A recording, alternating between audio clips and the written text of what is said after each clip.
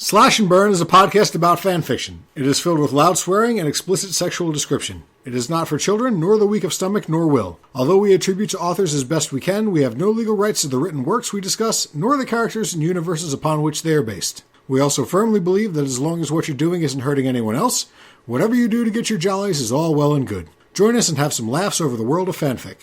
And seriously, this shit is filthy. You've been warned. Welcome to the magical realm.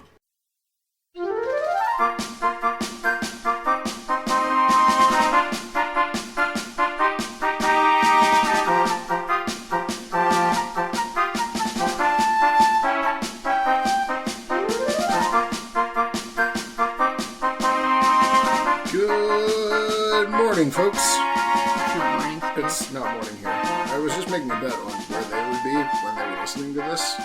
Nah, I mean, listen on the commute. I guess. You know what I mean? I used to when I used to go to work.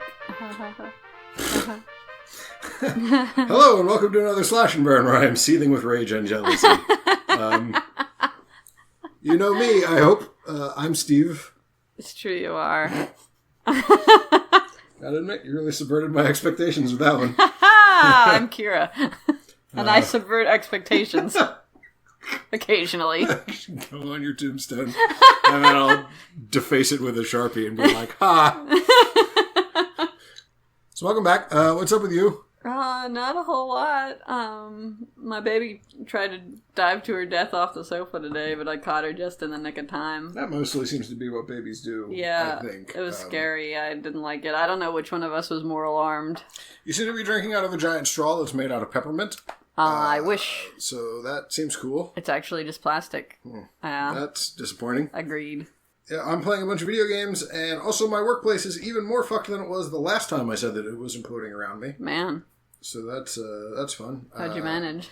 I was at work for 7.5 hours a day. I spent 6 of those in meetings, which made it trickier to do my research for this podcast. Because when you're sitting in a crowded, hot boardroom and you get a boner because you're reading about, sexual puffy things. Pussy lips or whatever.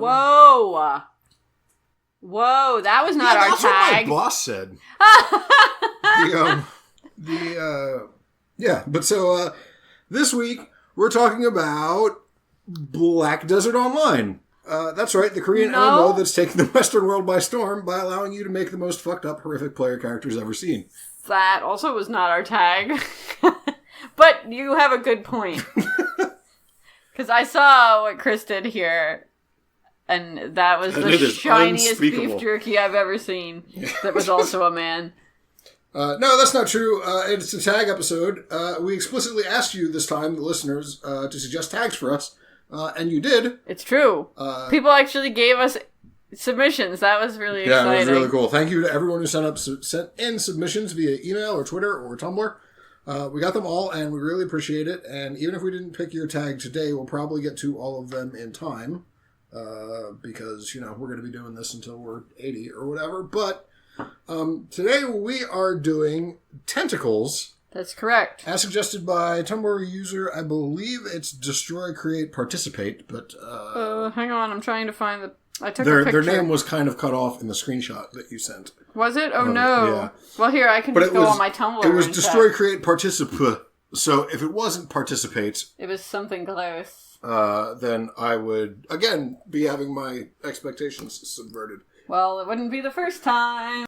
Tentacles. We all know them and we love them. But whether they are your classic Blue Girl style tentacle dicks...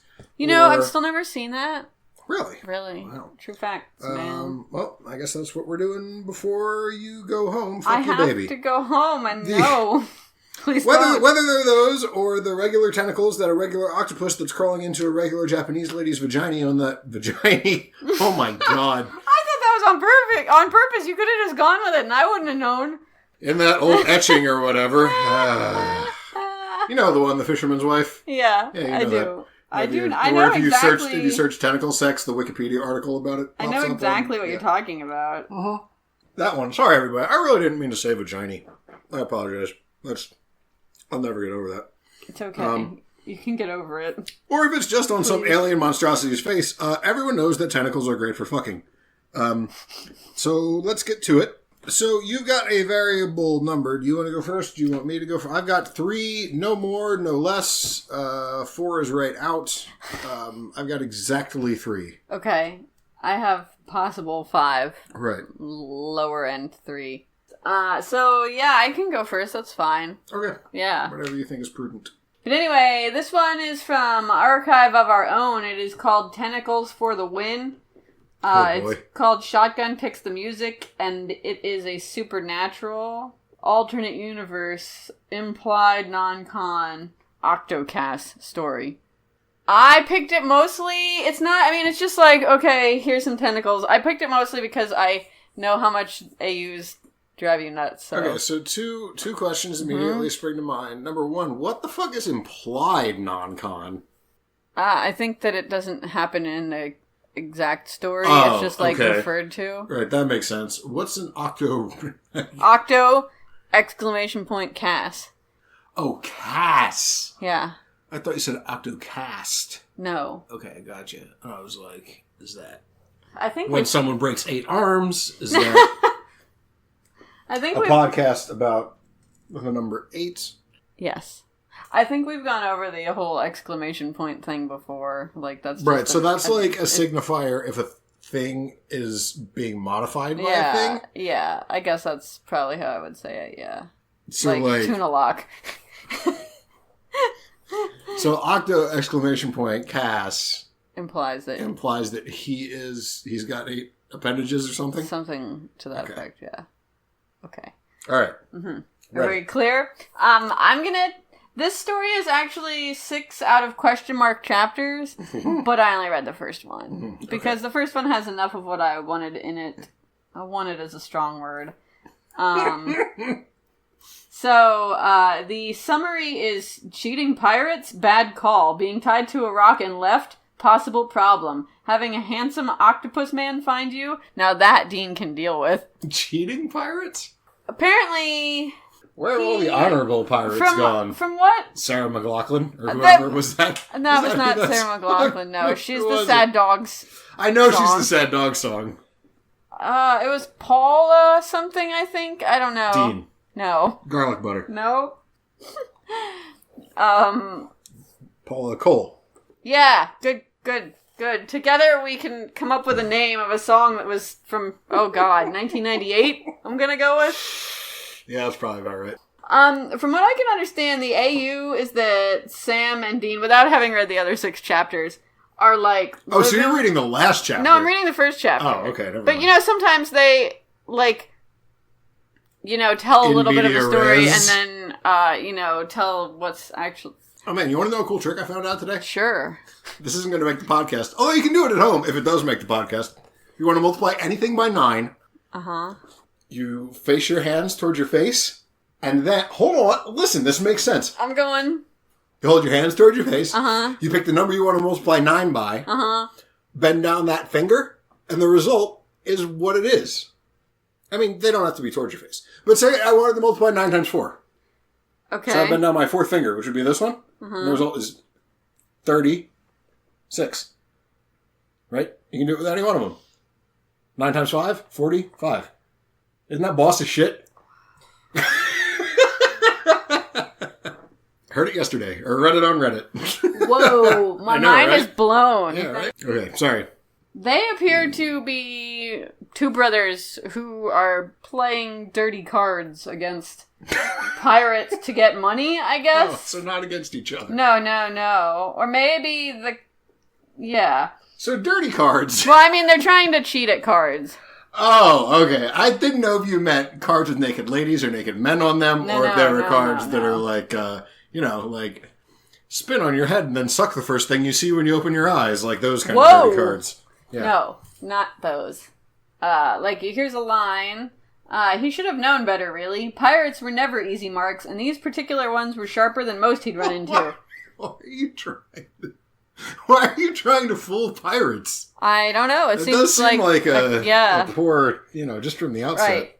So they discovered that he was a cheater, and they stripped him down to just his pants and tied him facing a large rock outcropping in a small cove. I don't know exactly what they tied him to, and I'm vaguely confused about the, orientation of him, but we will get to that. So they tied him out there to see, who would find him. Now, the water only comes up to his waist, where he's tied, okay? And he's waiting for Sam to find him. So he just is sitting there, resigned to his fate, until Sam comes and gets him. And I'm going to begin reading where that is. He stayed like that, letting his mind drift, when the sensation of something moving against his leg drew a startled gasp out of him. He shifted, twisting as best he could to see what had touched him. A long dark shape was in the water, moving smoothly behind his legs. He saw it. I don't know. He saw it out of the corner of his eyes, I guess? I don't know. Again, I'm confused already. He looked around, trying to find what it belonged to. He couldn't hold back a noise of distress as the tentacle wrapped around his leg. He turned his head, looking back, to try to see what this was, and froze. So he's looking over his shoulder, I guess? Whatever he's tied to. But then how is it between his legs? How does he see it between his legs? Unless, have they bent him in half? This was not mentioned? Blue eyes entrancing, a strong jaw, plush pink lips, and dark hair, damp and curly. I didn't like the use of the word plush there. Lush would have been fine, plush was just weird. Dean swallowed hard, his gaze moving down. Broad shoulders, a gorgeous chest, down to a trim waist, and tentacles. Moving gracefully in the water, supporting the man effortlessly. Dean could feel the heat in his cheeks. He'd heard the tales, knew the legends of the creatures of the deep, but he never thought he'd meet one. Not like this. So he talks to Dean. He talks to this weird tentacle dude. So there's a man, and he's a man, except he's got tentacles instead of legs? Like a mermaid, yeah. Okay. Or like Ursula in The Little Mermaid, except it's a dude, and it's Cass. Gotcha. Oh, right. That makes sense. Yeah. So he, asks if it can talk, and it doesn't answer him. One eyebrow rose slightly in response, and the man shifted, his body right next to Dean's left side. The tentacle on his leg wrapped around higher, sliding up Dean's thigh. Dean groaned softly, shifting his weight, spreading his legs a bit. More tentacles wound around Dean's legs, and one lifted out of the water, tugging at Dean's chin, forcing Dean to look at him. So, the tentacles are touching him. He's getting turned on. The man was handsome, yes, and it had been so long since he'd indulged, and he'd never dared even whisper to anyone his darkest desires, to be restrained, to be taken, to give over control and feel only passion, only pleasure. It was a secret wish, too dangerous to even consider. So he's always wanted to be tied up. And by a tentacle man. Well, not necessarily, I guess, but sure. And so suddenly a tentacle brushes against his groin. He's starting to get more aroused. So I'm hoping we get here, but I just want to say right now, the thing that I'm wondering is, does this Octocass have a penis, or does he have, where his penis might normally be, an octopus beak, like you would think, if he, you know what I mean? Right, that's where it would be. So that's what I'm curious what's going to come up here. Because I don't think putting your dick in that would be all that pleasant. No. So the tentacles start pulling his pants off. They're touching all over him. That could be a t-shirt. And the tentacles start pulling his pants off. So Octocass tells him if you want me to stop, I will. I will not force an unwilling partner. And Dean's like, nah, go ahead. And so, I really enjoyed the line, harsh pants filled the air, because I knew what it meant. But considering his pants had just been removed, you can't help me for thinking that there's just a flock. You hear the... And the bomb, just everybody's running for their lives, and then boom! And they're just pants made out of human hair. That'd be pretty harsh. Harshest pants. Dean could only gasp and moan as he was slowly, steadily worked open. He wondered how the man would take him. Did he have a cock like Dean, or was it something else? The man smirked and pushed closer to Dean, slipping around to his back, pressing his chest to Dean, nuzzling at his neck, his tongue darting out to taste sweat and seawater on Dean's skin. Dean tilted his head back, moaning when something pushed against him, filling him. Thick and pulsing, it felt amazing. So what is he tied to, and exactly how is he tied? So now Castopus is coming up behind him and is pushing in from behind. Yeah, where is the thing he's tied to? I'm not good at spatial reasoning to begin with, but this at this point has just become a Mobius strip. Like, I can't... Right. Dean twisted his hands in the rope binding them as he was lifted up. He pushed back as much as he could, but with his position, he was at the man's mercy, and that increased his arousal and pleasure. So, again, I don't... Like, his hands are tied. Is that it? Well, it said that he was tied to the rocky outcropping, It says that he'd been stripped of all but his harsh pants, tied facing a large rock outcropping in a small cove. So maybe he's just like tied to a post. So is he like face first in a rock? Or maybe it's like a post facing the rock. So like his hands are tied and he's to the post and he's facing the rock. Okay. So that would allow him like freedom of movement of the rest of him. That's true. But like his hands have to like stay on the post. You know what I mean? Maybe. I'll picture that. If I gotta. That could be a t-shirt too. I'll picture that if I got it. That should be the tagline of our podcast, honestly. It felt like he was being caressed everywhere. A tentacle there, stroking his sack, two inside him, twisting and thrusting, hitting that special spot, soft touches against his nipples, even one sliding against his mouth. The man's movements became more forceful, faster, erratic, and Dean knew he was close. When the man bit lightly at Dean's neck, it was enough for him, and he shouted as he came, throwing his head back, allowing the waves of pleasure to roll over him and through him. A loud cry joined his, and he knew his lover had also come. So, I guess just a tentacle is like his peen? That's what I'm thinking. So his tentacles are his erogenous members, I guess. But did they spurt at all? I did not hear any spurting. The only other thing I didn't either, but you're the one reading it, so I thought maybe you read spurting. No. Dean made a small noise of distress as the tentacles left him, caressing even as they dropped back into the water. So, there's nothing about anything leaking, dripping, spurting. So, I don't know.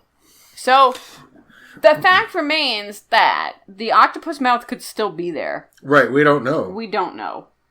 I choose to believe. I want to believe. I also want to believe that. With the picture of Octocast that's up in my office. Or Castopus. I really like Castopus better. Yeah, me too.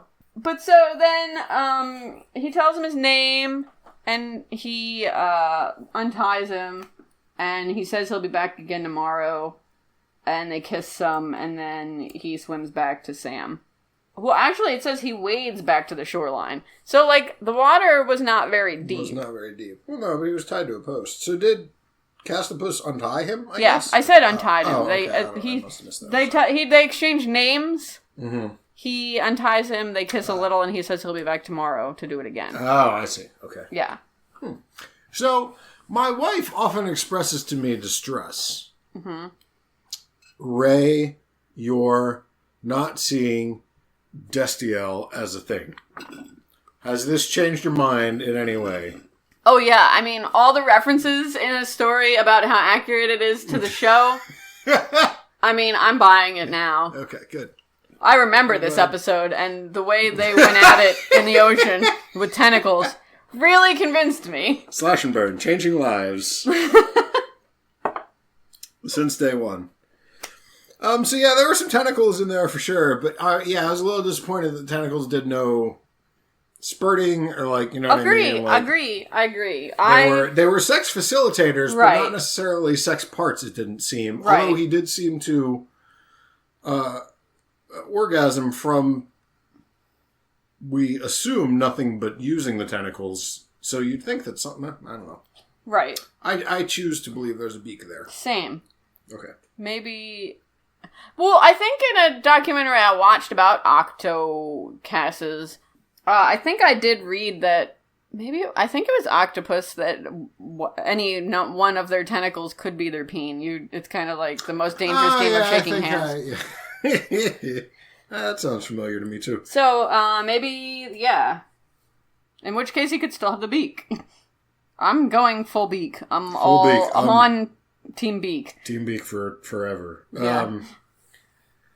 So basically, the only reason I picked that one was I think that the tentacles themselves were a little bit boring. I picked it mostly because of the weird AU. Because how would you relate this to Supernatural at all? I mean, it's a guy coming out of the ocean with some tentacles. Yeah. Is pretty supernatural.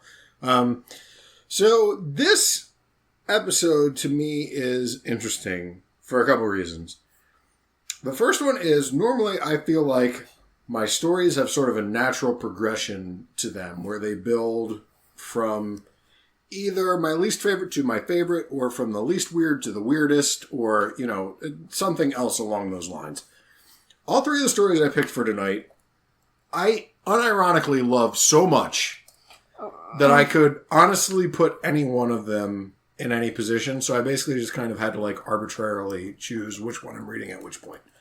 They're all great. I think that at this point, you can honestly say that I am a fan of erotic fan fiction, even though I get very little to no erotic stimulation out of it. I just enjoy the art form, which, again, if you had asked me this when we first started doing this, I would have thought that was the most ludicrous thing, ever.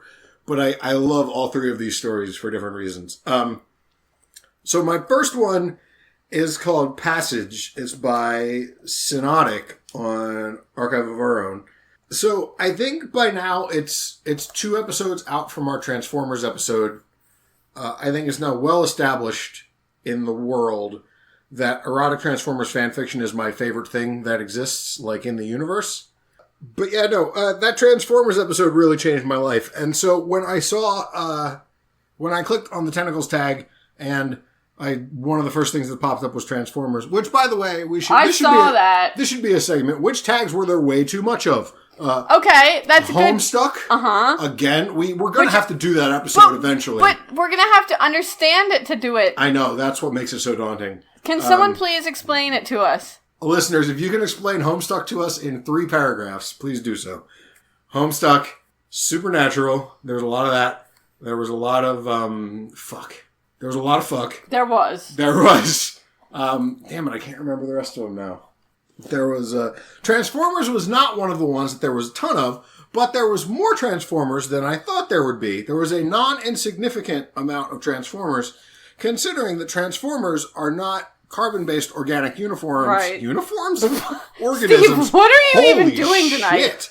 That you would think might have tentacles. Here we go. Homestuck, Welcome to Night Vale, Supernatural, Sherlock, Undertale. Transformers is in the top 10. Transformers, original work, which that's not fair. You shouldn't be able to put original work on a fanfiction site. I 100% agree with you. Star Trek, alternate original series, parentheses, movies, which, boy, is that getting specific. Alternate original series movies? Whatever. Teen Wolf TV and the Avengers Marvel movies are the top. But Homestuck is by a 10 factor more than everything else. Which really, and then Night Vale is number 2 by a long shot. But anyway, Transformers is in there. This is the one that I picked, though. So here's the summary. Dreadwing and Breakdown partake in some egg play. Egg play? It's a fun night for all. Is that one word or 2? That's one word. No, actually, it's 2 words here, but it should be 1 word, I would think. And so when I saw that under the tentacle tag, and then I read that summary, I don't think I need to tell you that my eventing fans were running at maximum output. Breakdown... Sorry. So Breakdown is a sports car when he transforms into a non-robot monster. Okay.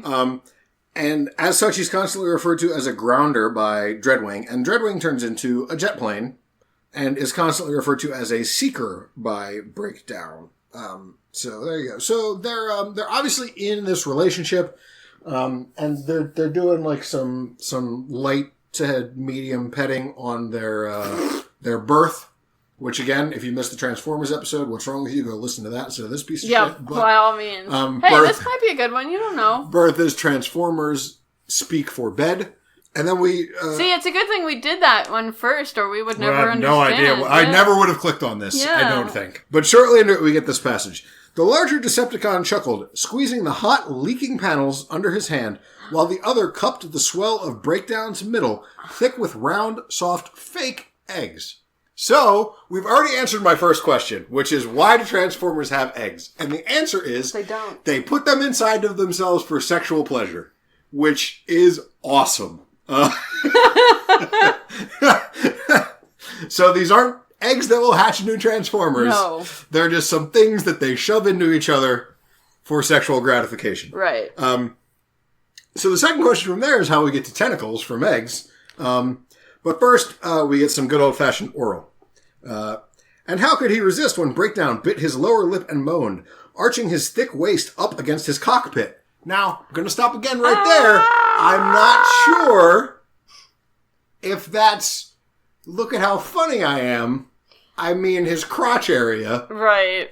Or they mean the place. But I guess Transformers don't really have a cockpit. Although... Is he in his alt It's form? never mentioned that they're alt form. So I'm imagining that they're both robot form at this point. Which I guess... His cockpit has to go somewhere, right? Maybe it goes in his cockpit. I mean, so maybe it's both. So maybe it's a double entendre that is actually a single entendre. Yeah, I can't believe this never came up in our episode about That was Transformers. my thought, too. Dreadwing leaned in for a kiss that was decidedly less teasing than how he was molesting the space between his legs. That's a bit of a messy sentence. But, yeah. His own frame was running hot, fans spinning at a dizzying pace, and only getting hotter as Breakdown bit at his mouth. It was a strange organic custom, but one the Seeker had quickly learned to enjoy. With regret, he pulled away to look down at the panting, wanton Decepticon under his hands. He allowed himself one last admiring look at the thick swell of gravid waist. I didn't know that gravid, is that a real word? Okay. Does it mean like rotund, I guess? It or means, does it just mean like weighty? No. Here, let me look up an exact definition, but I know exactly what it means. I have to tell you, I know a whole lot about this because of research for my story that I once wrote. Oh, right, okay. I may have actually used that word in it. Pregnant/carrying eggs or young is what gravid means. Okay, so it's really, really on the nose. It's not one bit of a metaphor. Okay. Nope. One last squeeze before he shuffled further down the berth. Breakdown, sensing that the game was about to progress, wiggled excitedly and spread his legs just a little further. Yeah, come on. Patience, he hummed, nuzzling at his thigh. And here again we have the his pronouns. Yep. God damn it. He lapped at some of the escaped lubricant, pressing wet kisses into the hot plating over Breakdown's valve. Soaking in the grounder's quiet chants of "Oh frag, oh frag." The plating snapped open the moment he stopped holding it shut, and his next kiss was directly on the fat, puffy lips of Breakdown's valve. No! Again, I really, really prefer it as a cool, spaceship door. A swish. Yeah, nothing puffy. Nope, definitely. It says right here, it goes on and on about the puffiness. Leaking. Nice, clean. He arched into it with a hoarse moan, and it's with an A. It doesn't... Right, when I say it, you think it's without the A, but it's with the A. Feet scraping the metal of the berth.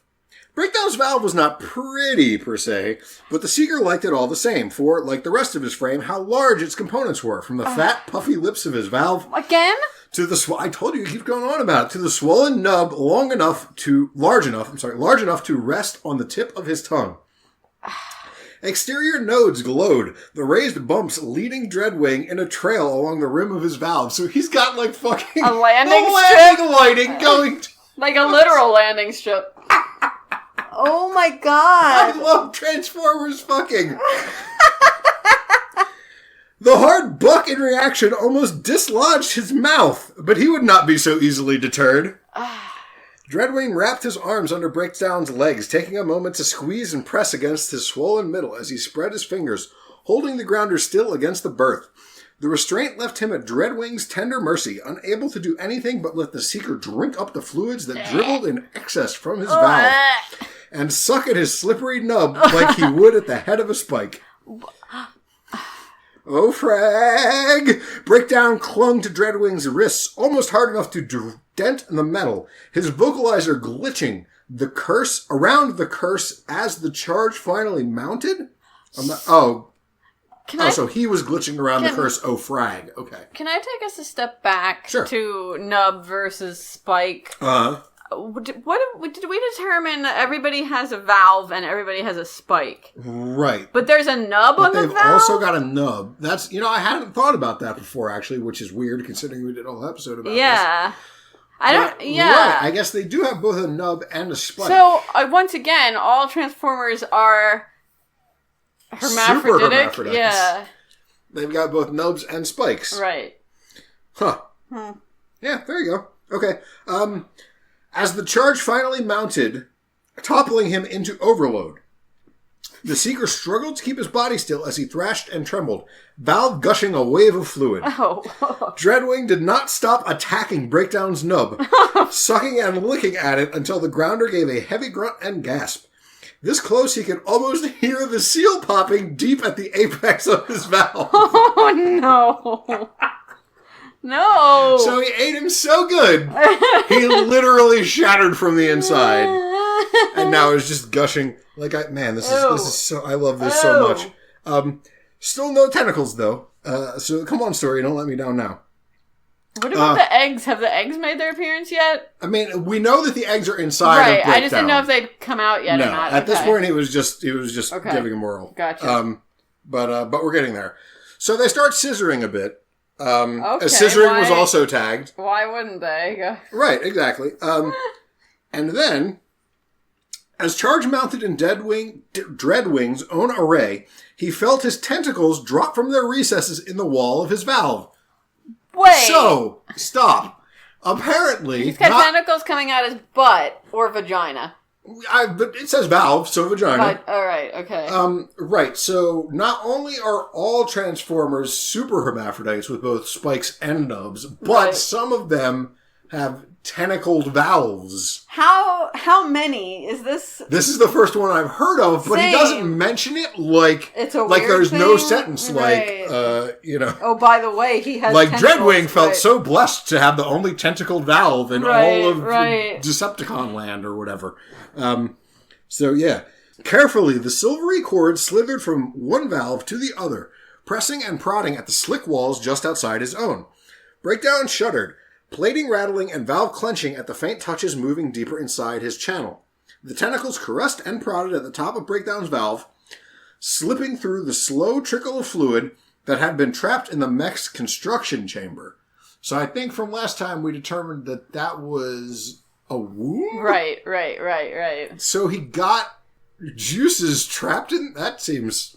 It's probably the lube. Oh, from the seal breaking. No, I was going to say... And it's flopping all around. Aren't the eggs in his construction? Oh, yeah, I guess they probably So are. I guess I would imagine it's the whatever lubrication they use. They use to get the eggs up into the construction chamber. That's my guess. That's a fair point. Dreadwing and Breakdown moaned in unison as the tendrils massaged the small opening, gently coaxing it open wider. When it had expanded enough, Dreadwing slipped one of the remaining dregs of the trans fluid he'd left behind. Sorry, I skipped a line. Whoa. Couldn't we last time not decide what a cervix was called in a Transformer? But now we know, right? It was the what did he say was popping? He could hear it popping. His seal? Yeah, he heard a seal pop, right? Almost the seal popping deep in the apex of his valve. So yeah, I guess maybe that's what that was. I didn't even consider that, but I just thought of it more of as a mechanical thing. But right, that might have been that might be the cervix. I'm just trying to put together the anatomy of a Transformer. When it had expanded enough, Dreadwing slipped one of the smaller ones through the opening, wiggling between the eggs and through the remaining dregs of the trans fluid he'd left behind after he'd first stuffed them inside. Maybe not the verb I would choose to use there. He slowly inserted another, then another, easing the braid of tentacles in and out of the small opening like he would a spike through a valve. Everything always comes back to dicks. Except you're just cramming something in his cervix. That sounds really uncomfortable. A quick glance to Breakdown, and Dreadwing could tell that he was lost in a haze of pleasure, his frame struggling to function under the barrage of sensation. Good. The opening to his chamber suddenly relaxed, and Dreading grunted... I guess that was supposed to be Dreadwing, but they missed a W. And Dreading grunted in surprise as the first egg moved into position, his tentacles almost crushed under the sudden weight. So apparently these eggs are super heavy, and he's now trying to pick them up with his tentacles that are inserted into Breakdown's construction chamber. Right. I just really like that term. Dreadwing's rocking against Breakdown's plush valve grew more insistent, eager, and hungry for the eggs that would soon be passed into his own body. So, now we know what egg play is. Oh, it's like channeling. But with eggs, and not butts. Right. Yes. They had grown from the small beads he'd placed in the mech, soaking in a combination of his and Breakdown's fluids until there was more room for them to expand. So they're like those little dinosaur sponges. Right, this is the thing you buy at the bodega. Or like a chia seed. Right, cram this in your partner's valve. It grows. It grows. A couple hours later, you can totally do some egg transference. This is the most fascinating sexual universe I will agree with you. I've ever encountered. Yes. I'm absolutely transfixed. With a moan, he withdrew his tendrils to the very edge of Breakdown's interface, ready to guide the toys up along his own channel. It required he hold still and was almost impossible to stop himself. Breakdown whined at the loss, clearly feeling the same way. The keening deepened in pitch until it was a long groan. The first egg was emerging into the top of his channel, stretching him wider than Dreadwing's spike ever had. So I'm guessing at this point, his tentacles have like taken a grip of the first egg, and they're just like, and they're moving it from one end to the other, which means that their valves are like flush against each other still. Well, right, but I didn't know, like, I wasn't, right. So there you go. There's a practical use for scissoring in the Transformers egg play universe, I suppose. The grounder reached for his hand, fumbling until he had a good grasp of it. So now he's also going to help it in with his... Yeah, they didn't use... what do they call them? Not grabbers. Not pinchies. Servos. Pinchies. Right into the grasp of his tentacles, Dreadwing moaned deep in his chassis as the tendrils worked to pull the egg into his valve, then beyond into his egg sac. Whoa. Right, so this raises a whole new host of questions. Whoa. Do some Transformers have a construction valve and others have an egg sac? Or is he just using that as a cheeky term for his construction chamber? I don't know. I know, it's like an onion. It seems weird to me that there'd be different kinds of Transformers. I know, yeah, basically, especially when they all have the same and multiple genitals. Right. How many more genital bits do you need? Like reproductive, that you don't even reproduce. Well, apparently they do. Judging by when Megatron was raping Starscream in our Transformers. Fair. Anyway, the weight of it settling inside of him almost drew him into his first overload, and he greedily ushered the second one in. I'm guessing his egg, not overload. Right. Breakdown cursed and moaned his way through another overload, then a fourth. Wow. Somehow we lost the second one in there. Dreadwing had lost track the moment his first one hit, sparking along his heavy frame like he'd been struck by lightning. Somewhere along the line, he'd started holding on to Breakdown as well, and it was the only thing mooring him to the present instead of being lost in the waves of pleasure and the smell of ozone. I love that they also produce the smell of ozone. That would be awesome. I know, right? Although it would be a lot harder to hide what you were doing, like if your roommate came and knocked on the door or whatever. Why does it smell like a thunderstorm in here? Right. You guys fucking with the weather? The last egg settled heavy in his sack. See, there's his sack again. Leaving Breakdown empty and sagging with exhaustion. Dreadwing was not so fortunate, and he growled in frustration. Charge still licked at his frame, but there was nothing left for Breakdown's frame to give, leaving the Seeker empty and seeking satisfaction. So... so this makes it sound like they get sexual satisfaction from the literal electrical charge. Right, so like one is orgasming, contact. You can also get a second-hand orgasming. They're like paddles on those machines that shock people back to life that I can't remember the name of. Defibrillator. I'm really bad with words tonight. Defibrillator. Aphasia. Yeah, so that's interesting. leaving the seeker empty and lacking satisfaction. All the same, he gently kissed the back of Breakdown's knuckles, weird place, before letting go, easing his leg down to the berth. The grounder, half in shut down already, patted at the berth beside him. Come here, kiss me and use your fingers. It was a wonderful idea, and Dreadwing was clicked to slump over gracelessly.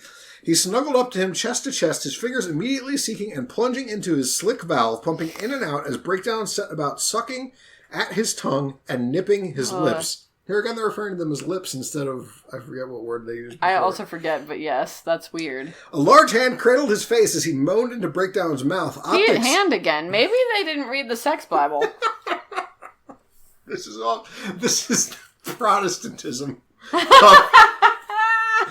They decided that there were things about the church that they didn't like, and they decided that they were going off track. A large hand cradled his face as he moaned into Breakdown's mouth, optics shut in concentration. He was so close, just a little more. Breakdown's other hand wandered down his frame before slipping between his legs, and the sudden addition of two fingers in beside his own is finally enough. So I guess they're double finger blasting at this point? Yeah. Right? The overload that washed through him was gentler than the others, but no less intense, and he rode it out with his head buried in Breakdown's neck. It seems weird they wouldn't have a name for neck, too. With the last shudder, his frame went limp, and for a long moment neither of them moved, chassis heaving and fans struggling to keep up with the heat. After a moment, sure is a good thing I'm not on shift tomorrow. I'm not sure I'm going to be able to move from this berth. Dreadwing smirked, feeling much the same. His frame was inordinately heavy, and it was a struggle to rearrange himself in a more comfortable position. I know that feeling. I'm sure we can find something to occupy ourselves. And that's the end. So, holy shit do I love this. I love everything about this. But more than that, I guess I didn't even know egg play was something. I guess it's something? I didn't click on the tag. I was just fucking with the tentacle tag. I mean, like, I know ovopositioning and that sort of thing. Yeah, there were some other things that I saw that said ovopositioning, but otherwise they seemed boring, so I didn't click on them. Egg laying, I know that. No, the tag here is not egg play, it's egg laying. Oh, really? Ovoposition, sex toy, fingering, scissoring, oral sex, mild tentacles, laying eggs back and forth forever. So I guess that would be the egg play. Let me click on that. That redirects to egg laying. There are 250 works. Alright, maybe we put that on the docket for some time in the future. What, egg laying? Yeah, because that seems... Egg laying, oviposition? Yeah, or oviposition. That seems They're different tags, but I think they should be the same. So what tag. Is oviposition exactly? Is that just shifting eggs around inside of somebody? I believe ovipositioning is like putting the eggs in the first place. Gotcha. If I remember correctly. It's been a little while. So, yeah, even after our Transformers episode, I continue to be fascinated, surprised, and enthralled by Transformers erotic fanfiction. I wish I could say that to more people. You know what I mean? You know, like when you geek out about something, and most people just kind of like roll their eyes and they're like, okay, whatever, nerd. But just like imagine if your thing was erotic Transformers fanfiction, but not because it got you off. Right. Just because you thought it was super cool. Yeah, but nobody would believe that. But it's true. It doesn't. I mean, all you can do is trust me on this. It doesn't. I just think that it's so amazing. Megan, did he make you, like, use a Transformer voice or anything? I had her download a voice modulator on her phone. So that every sound she makes just goes...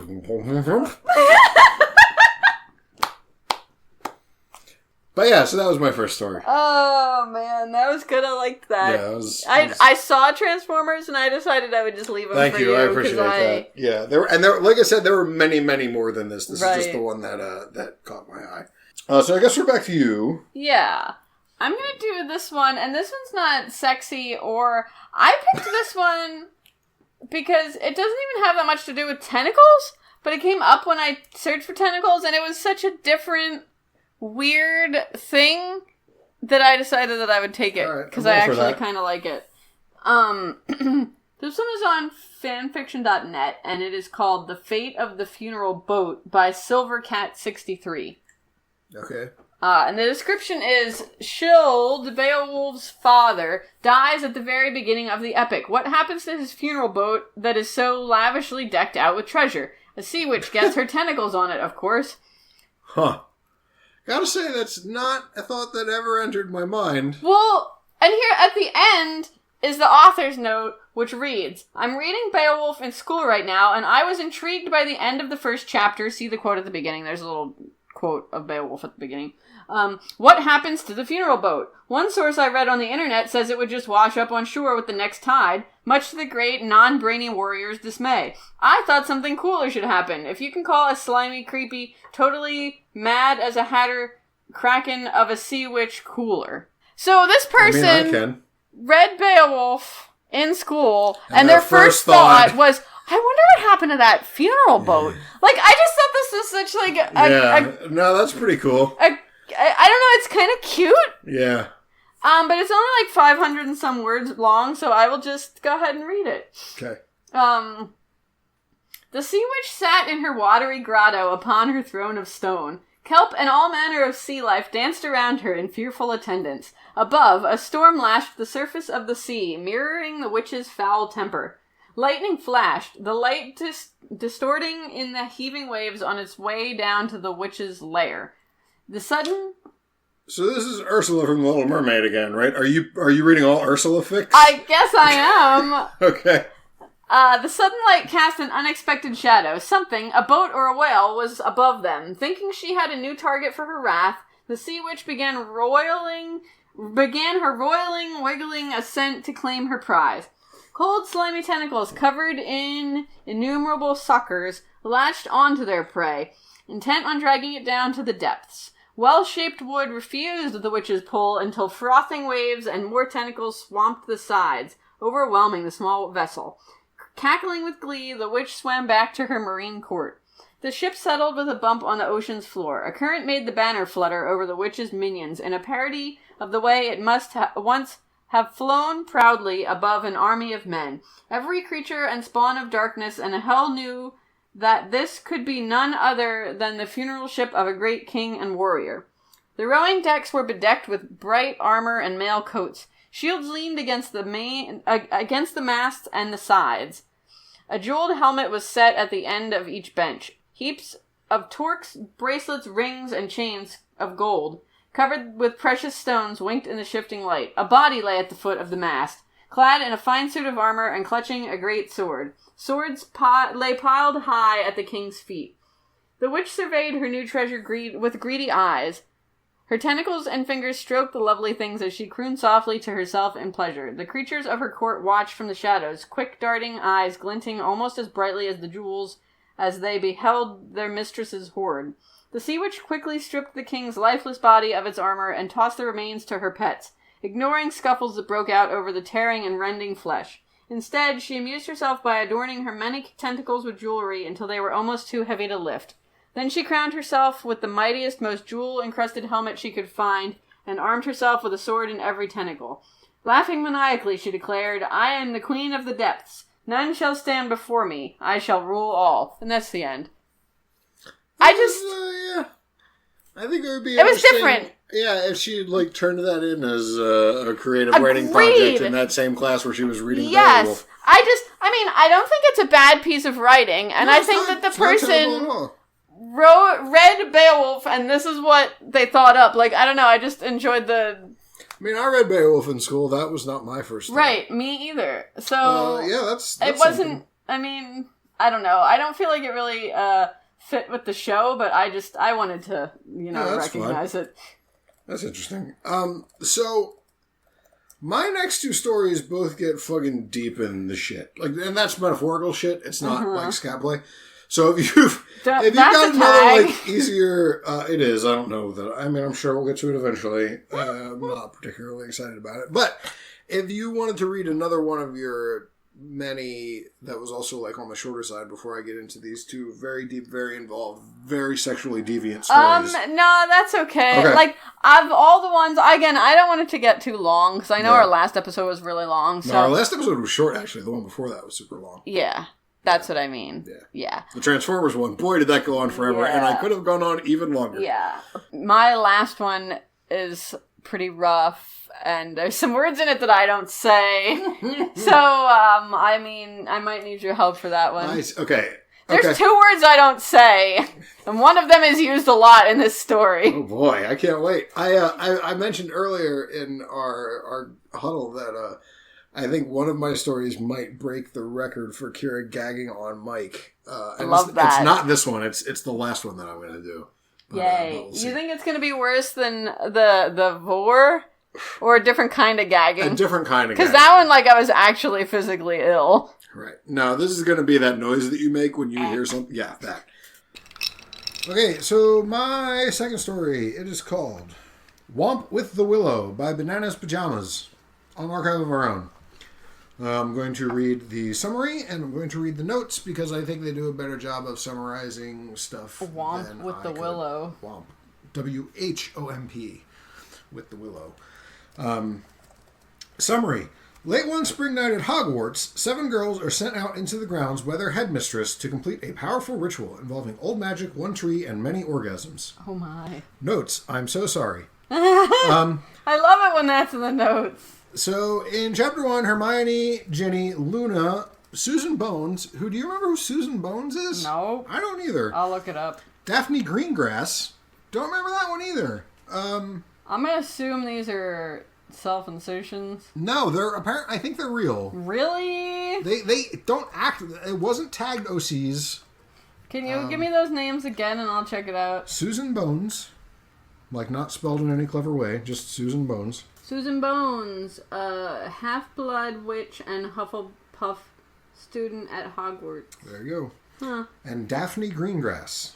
Daphne spelled D-A-P-H-N-E.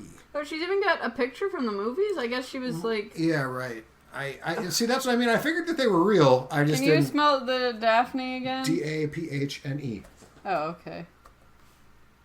When I type in Daphne, it's the first search result. And she apparently is a Slytherin. Oh, yeah, she also has a picture. Huh. Interesting. So them... Who knew? Those 5... Right, 5? No, 4, sorry. Plus the... I don't know how to... The twins. Is it Paddle? Pottle? Patil? What? What are you twins? The twins! The twin witches in the Harry Potter movies. I don't know. I know what you mean now. You think I was talking about tits or something? I was like, what? Who's getting paddled? What are you talking about? Because it's not Patel, it's with an I. Yeah, I know. But maybe that's how you pronounce it? Maybe. I don't know. But them. So they... Let's see, it does say 7 girls, but 1, 2, 3, 4, 5. Oh, no, that is 7. Never mind. So the 7 of them have to go out to the Whomping Willow and complete some sort of ritual sacrifice as ordered by McGonagall.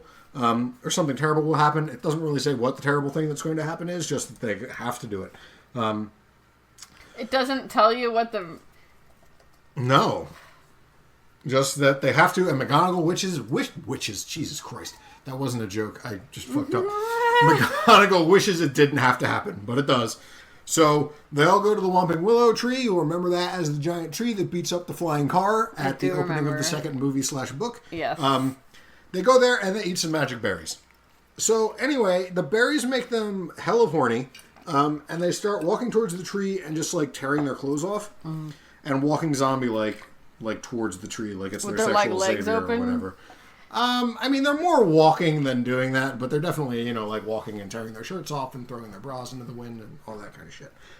They've all got amazing tits, by the way. The story goes out of their way to tell you. Oh, really? Yeah, not all of them are huge, but they're all great. Right, right. And so branches come down and they start to pick up the girls and take them up into the, the higher parts of the tree or whatever.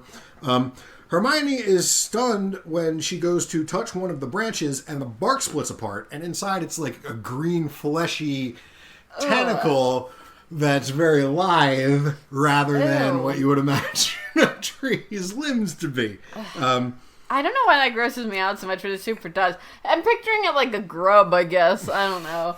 And it's also covered in a slippery oil-type substance that's just as delicious as the berries. The berries are very delicious, they all mention. And also stroking it makes her horny feel just right. So it then goes into Hermione's story. Another identical branch rose on her other side. Immediately, she reached out with her other hand, running one finger down its bark so that it split open to reveal its insides, which she immediately began stroking. Pumping both quickly, the brunette moaned, still craving more, before one of the green shafts pushed forward in her hand and towards her face. Instinctively, she opened her plump lips and pulled the warm...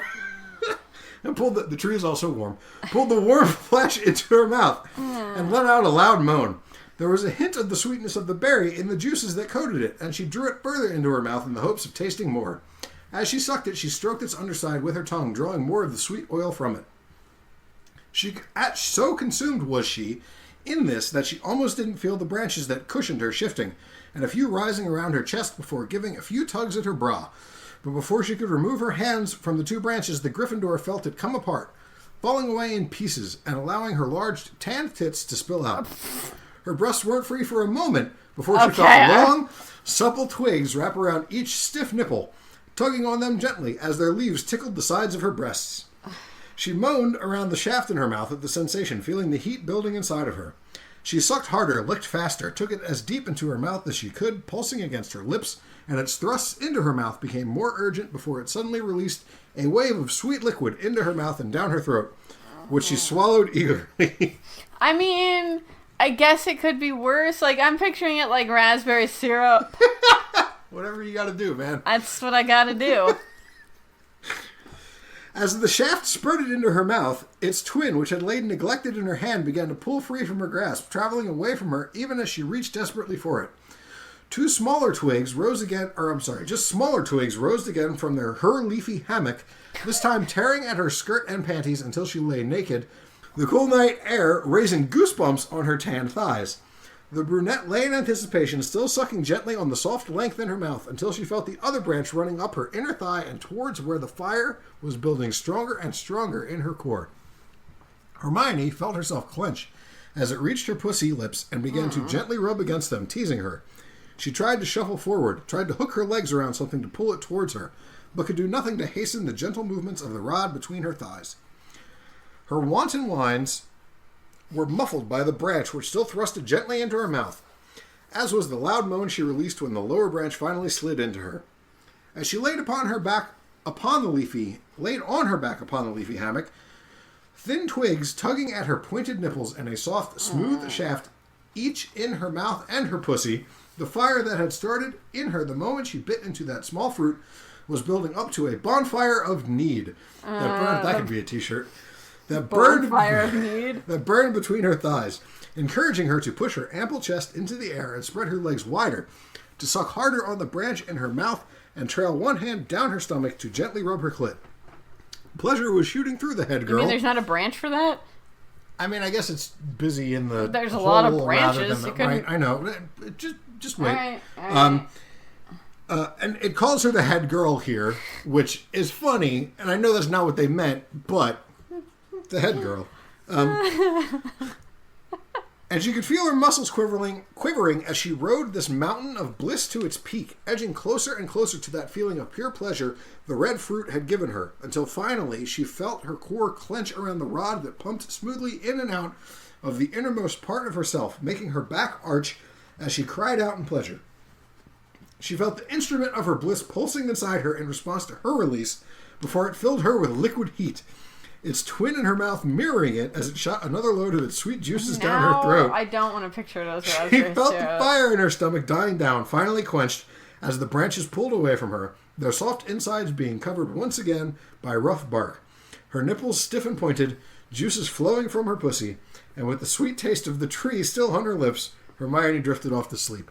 I like the idea that the tree dicks were like firefighters. They were like, we gotta put out this fire. And so they just coated it in sweet juice until it ran out of oxygen and could no longer burn. That was nice of the tree, really. I mean... Exactly. So that's the end of chapter 2. The rest of the chapters seem to focus on a single girl at a time. So chapter 3 is the Susan that I don't remember at all. She's red hair. It's not all that exciting, except for this line, which I have to read. Susan grinned to herself as she pulled the tree's dick. She supposed it classified as a dick. By the way, pre-cum seemed to be seeping from the hole in the end. Towards herself, licking her plump lips in anticipation. Everything's plump tonight. So I imagine that I know we've been talking a lot about t-shirts, but I imagine that one of our first t-shirts has to have a reference to pre in some way. Oh, yeah. Right? So I was thinking, my idea was like maybe on the front of the shirt, it says, how's your pregame, son? Right? And then other people will think that it's a reference to either drinking before you go out or maybe getting ready for some sort of sporting activity, but it'll have our logo on the back. Oh, so other fans will know. Yes.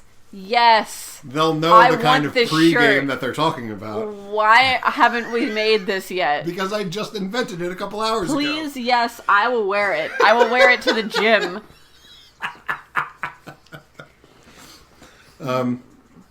The next chapter after Susan, though, is Ginny, and man, does she ever need it. Oh my. Please fuck me. She's like 12. Well, we don't know where in the story this happens. I mean, I guess maybe you could peg it by what time McGonagall was headmistress. There was a time where she took over as headmistress because what's his name went away. And then I guess at the very end of the story she became headmistress again, right? Because Snape kills Dumbledore, spoilers. Oh my god, you spoiled this? But yeah, I'm choosing to think that this is like post-pubescent, probably is totally already doing it with Harry, Ginny. I never really was a fan of that pairing, but that's I know, you and me both. For another night. Well, actually, I wasn't not a fan of the pairing. I was not a fan of at the beginning or end of book 7. I don't remember. Right after Snape kills Dumbledore, spoiler, where they're like, they're both like, oh man, I really love you. And the other one's like, oh, I really love you too, but we probably shouldn't be together. Yes! Voldemort's a bad guy. And I was like, what the fuck? This is stupid no, horseshit. Fuck both of you forever. I agree with you. That is dumb. Please fuck me. She dropped her left elbow to the woven mat beneath her, resting her head upon her forearm and raising her firm arse, and it is spelled that way, higher in the air as a clear invitation. The anxious Gryffindor, much like, Cloud is always blonde. Right. They're all just name of house. The anxious Gryffindor didn't have to wait long. Almost immediately, the thick shaft behind her thrusted smoothly into her wet pussy, spreading her wide as it fucked her.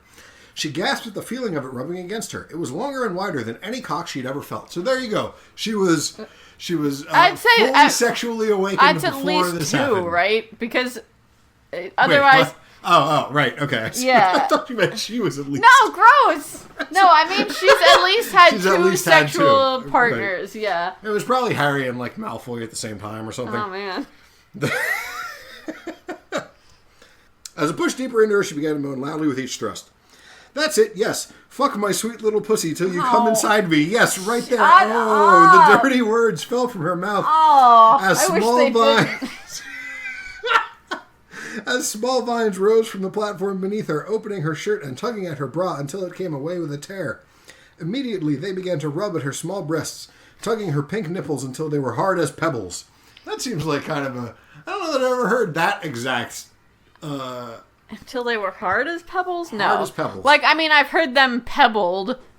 Oh, really? And referred to as pebbles. Okay. Her continued rubbing at her clit, combined with the long, smooth shaft pressing against all her most sensitive places, was bringing her to a rapid orgasm. And her dirty talk gave way to screams muffled inside the woven vines beneath her as her pussy clenched tight around the cock inside her, milking it as it began spurting its juices into her. The hard cock began to pull out of her, their mixed juices spilling out and down her thighs. As vines... This isn't the story that I was talking about, by the way. Again, I'm still picturing it as raspberry syrup, and it's not as bad. Maybe if I just always picture it as raspberry syrup. Yum! I can make a t-shirt, too. Picture it as raspberry syrup. Imagine it's raspberry syrup. Their mixed juices spilling out and down her thighs as vines crept up to wrap around her. But the chaser reached back and grasped the long shaft before it had left her, lifting her rear forcefully into the air and grunting a wordless command at it. The branches paused for a moment, as though surprised, before springing back into action. The long cock re-entered her pussy as vines wrapped around her calves and thighs, holding her in place and lifting her skirt to reveal her round, firm arse. Oh. Ginny's moans of appreciation turned into a gasp as she felt another of the hard, smooth dicks running along her thigh. Up, and up past her pussy to rub gently against her puckered arsehole. Immediately, she raised her arse, that's really getting kind of old, higher, desperately attempting to thrust against the warm shaft that teased her second hole. Why is that the second hole? Why are you disparaging? I agree with you. I would think it would be the first hole because everybody has one. Can't argue with that logic. All right, you ready for some more dirty talk? No, I'm not. Now imagine, you gotta, I know I'm gonna say this. I'm not gonna do the voice, but you gotta picture Ginny saying this. I don't wanna. Please stick that fat cock in my arsehole. Oh. Fuck me in both holes at once like the dirty whore I am. Oh, God. She'd enchanted her broom to fuck her there while she'd rubbed herself once before. What? And the experience had been one she wouldn't soon forget. What? Whoa! And this branch Splinters! I know, right? Well, I mean, I guess it's like really like, you know what I mean? Like, when she says broom, I imagine she means her riding broom, right? And those things are all like polished and like sleek and refined. Still, though, it's probably not even made out of wood. It's probably like some sort of polymer. I don't know. I think they're pretty hardcore about their actual, like, you know. Speaking of hardcore, oh, and this branch felt much thicker than her broomstick. I need it. Shove that dick inside me so I can feel you both inside me. I'm your dirty cum slut. I need to feel you filling my holes with your cum, please. Stop!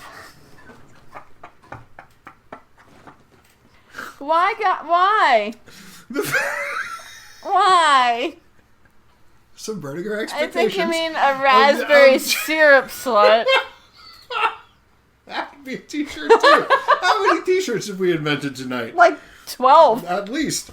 The fiery redhead pushed back again, taking the dick in her pussy deeper than ever as she silently begged its twin to enter her. At last it pushed forward, pushing against the tight rim of her hold for a moment. That's a funny way to refer to that. Not my hole. Before sliding through, coating her hole with its sweet juices as she let out a muffled scream of pleasure. She could feel the two cocks inside her, stretching her, rubbing against each other through her walls. You know, raspberry syrup or no, a little prep would have been nice. Well, apparently it's all oily and stuff, but it could have like spit some raspberry syrup down the crack or something.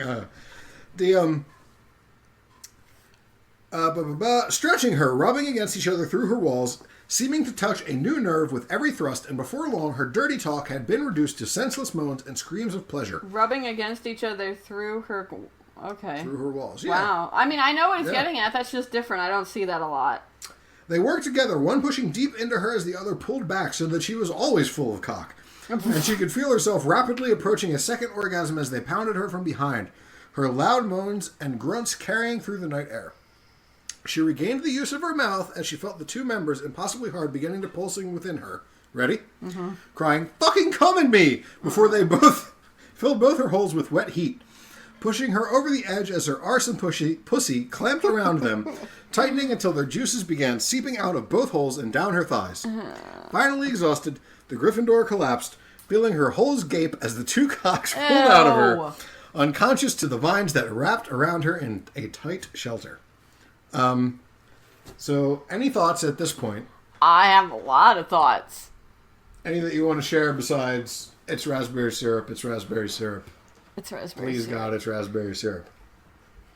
I don't understand where this idea that this particular character is... where is this coming from? Because, I mean, I think that she's kind of the... You know, she's always... kind of like innocent and like and youthful and shit. So this is the, you know, it turns out that she's really she'll say all kinds of disgusting things at you. Can't someone just actually be innocent and like not I mean, probably a raspberry syrup slut? We're talking about erotic fan fiction here. I mean, this isn't the place where we're looking for, you know, tame portrayals of you know, the wide spectrum of human sexuality. I mean, we're still getting the wide spectrum of human sexuality. It's extremely wide, just isn't it? Gaping, you might say. Gaping and spilling raspberry syrup all over. But yeah, I think that's why. It's just, again, it's that subverted expectations thing. So there's that. So now we've had the Hermione scene, which was like the intro scene. So like that could be forgiven for being like pretty vanilla-y. And then you had the one with the girl that I didn't know, and that was also pretty vanilla-y, but I didn't really care because I didn't know her. And then you had the Ginny gangbang scene, right? Right. Well, but she, like, the tree was like, okay, we're done here, and she's like, no, we are not. Right, that's what I said. She needs it. But so you'd think that at this point we might be starting to get a little stale. So we move into the most inventive scenario yet with Luna Lovegood. So see, Luna's got the sight, right? I am aware. So she knew that all of this was going to happen. All of the other girls just knew they had to go do this thing. They weren't sure what it was. Right. Luna had seen what was going to happen days beforehand. So she prepared herself. She was not wearing any underwear. So she was like ready for this tree. Right. She shaved her legs for this. Exactly. And so while all the other girls were like zombifyingly like tearing off their clothes, just like, like walking towards the tree in lust, she was knowingly smiling, and she saw a root kind of like poking up out of the ground, and she kind of like tapped it with her foot, and then smiled as the root wrapped around her legs and pulls her underneath the earth. Oh. Right? And it deposits her into like this druid's wet dream bondage dungeon. So I'm going to do my best to describe here in like a paragraph of my own what the story takes a long time to describe and is kind of confusing. So like she gets pulled down there and then roots are like restraining her ankles and her wrists above her. So she's like X'd, like a Da Vinci man. Didn't we see that at the Wicked Fair the one year? We did. Yeah. But these are all roots. So there's roots coming from the ceiling and there's roots coming from the ground. And they've got her suspended. Then there's a ring of roots. Okay, that's like suspended off of the ground exactly at vagina height. And she's like straddling this ring. Okay. So the whole ring or like... Right, so here's the ring, here's Luna. Okay, that's how I was picturing it. Okay, alright. Except the ring is up at her crotch. Right. And there's knots in the branch ring. Okay. That's what I figured. It was kind of going to be like a sex and wheel. Then more branches come out and start spanking her. So she's got to move forward, but she can only move forward very, very slowly because these other roots are holding on to her. So it's like this torturous, aching crawl along the vagina branch until she hits the knot in the vagina branch, and then it's all rubbing up against her clit and whatnot, and she's got to kind of like force her way over it, but she can't just like hop over it because the roots are holding her down. So it's like this long, you know what I mean? Like it's a... This is the most complicated tree sex I've ever heard. I know, exactly. Like I said, druid bondage wet dream dungeon. So, also she's being choked the whole time that this is happening. Of course she is. So I got to give props to the author on this one because this was not what I was expecting to happen like at all. I couldn't have predicted anything close. So she slowly moves around and around and around at this very slow pace. She gets to the next to last knot. And at this point, a big root tentacle penis now comes down out of the ceiling and slaps her around a little bit. And then it gently fucks her mouth. That's a quote specifically from the story. And then she continues moving around as this thing is thrusting into her mouth, and she's being choked, and she's being restrained on both sides, and she's being spanked so that she has to continue moving along this ring of vagina stimulation. And so it here is referring to the next to last knot. Once she crossed it, however, 2 more roots descended from the ceiling. These ones, it does say once, but I'm sure that it means ones, identical to the first, peeling back to reveal long green members of their own. The 3 supple roots circled around her head before one darted down towards her. She opened her mouth instinctively, and it pushed past her lips to the back of her mouth, making her eyes water before it pulled out. The pale Ravenclaw, there we go again, barely had time to recover her breath before a second was thrusting into her mouth, coating her tongue with its sweet juices and then sliding back out, to be replaced by the third, which fucked her mouth roughly and made her cough and gag when it slid out. After that, it was a blur of cock for Luna. The 3 kept rotating, thrusting into her mouth, sometimes rough and deep, sometimes gently. And through it all, she kept shuffling forward along the tortuous rope that had tickled and teased her through it all. As she reached the 7th and final knot, 2 of the smooth dicks thrusted into her mouth together, spreading her lips so wide she thought they might split, and remaining deep in her throat until her eyes streamed with tears and her face turned red. Did you have something you wanted to say? I'm or just was that picturing just that. picturing That's it? all. Yeah. They pulled out and she lurched forward, coughing and spitting, involuntarily pulling the rope up roughly behind her to shove the knot harshly first against her pussy, then her arsehole. Another step, and she was over the final knot. Immediately it fell, withdrawing back into the wall, and the bindings around her hands and feet unwound. She let out a moan in equal parts relief and desperate need, and looked up at the 3 long cocks that still hung from the ceiling. Pleased, the blonde Ravenclaw held out her arms and spread her legs where she stood, and immediately thick roots wrapped around them, lifting her spread eagle into the air. One of the stiff members descended to her head, and she eagerly took it into her mouth, sucking desperately on it, moaning at its sweet taste as she wrapped her tongue around it. The second trailed up her flat stomach to her heaving breasts, which, though not large, were pushed together by the roots that wrapped around them. It began fucking her soft tits roughly, as smaller roots tugged at her hard nipples, making her groan in ecstasy.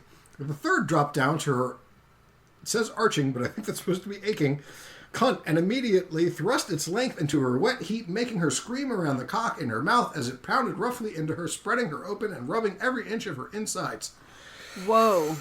The muscles of her arms and legs, unable to move, clenched spasmodically as she reached new heights of ecstasy, feeling her orgasm growing closer and closer until finally, shuddering uncontrollably, she let out a long scream as her pussy clenched hard around the cock that slammed like a piston into her. Wow, the 3 long members came with her, the first 2 coating her face and tits with their thick, creamy loads. Ew, creamy? Wait. So it's like raspberry frosting. Raspberry cream cheese? Oh, Sure. yeah, I love that.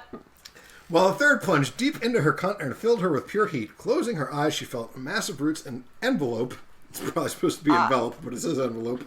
Her in a soft cocoon before she passed out. So that was the most inventive of these chapters. Wow, I mean, I'm still rather bewildered, so yeah, that's very inventive. Although I feel as much as they were trying to turn preconceptions on their heads with the Ginny talking all dirty and stuff, I feel like going to Luna as the weird one that liked being choked and hit was kind of like an easy out to first. You know what I mean? But chapter 6 is the twins. No. By the time the vines had set them down on a woven platform of branches and vines, the 2 girls were clad only in their matching lacy undergarments. Oh, of course it's twincest then. It's twincest. The 2 girls, their luscious arses and perky breasts displayed for any who could have seen them.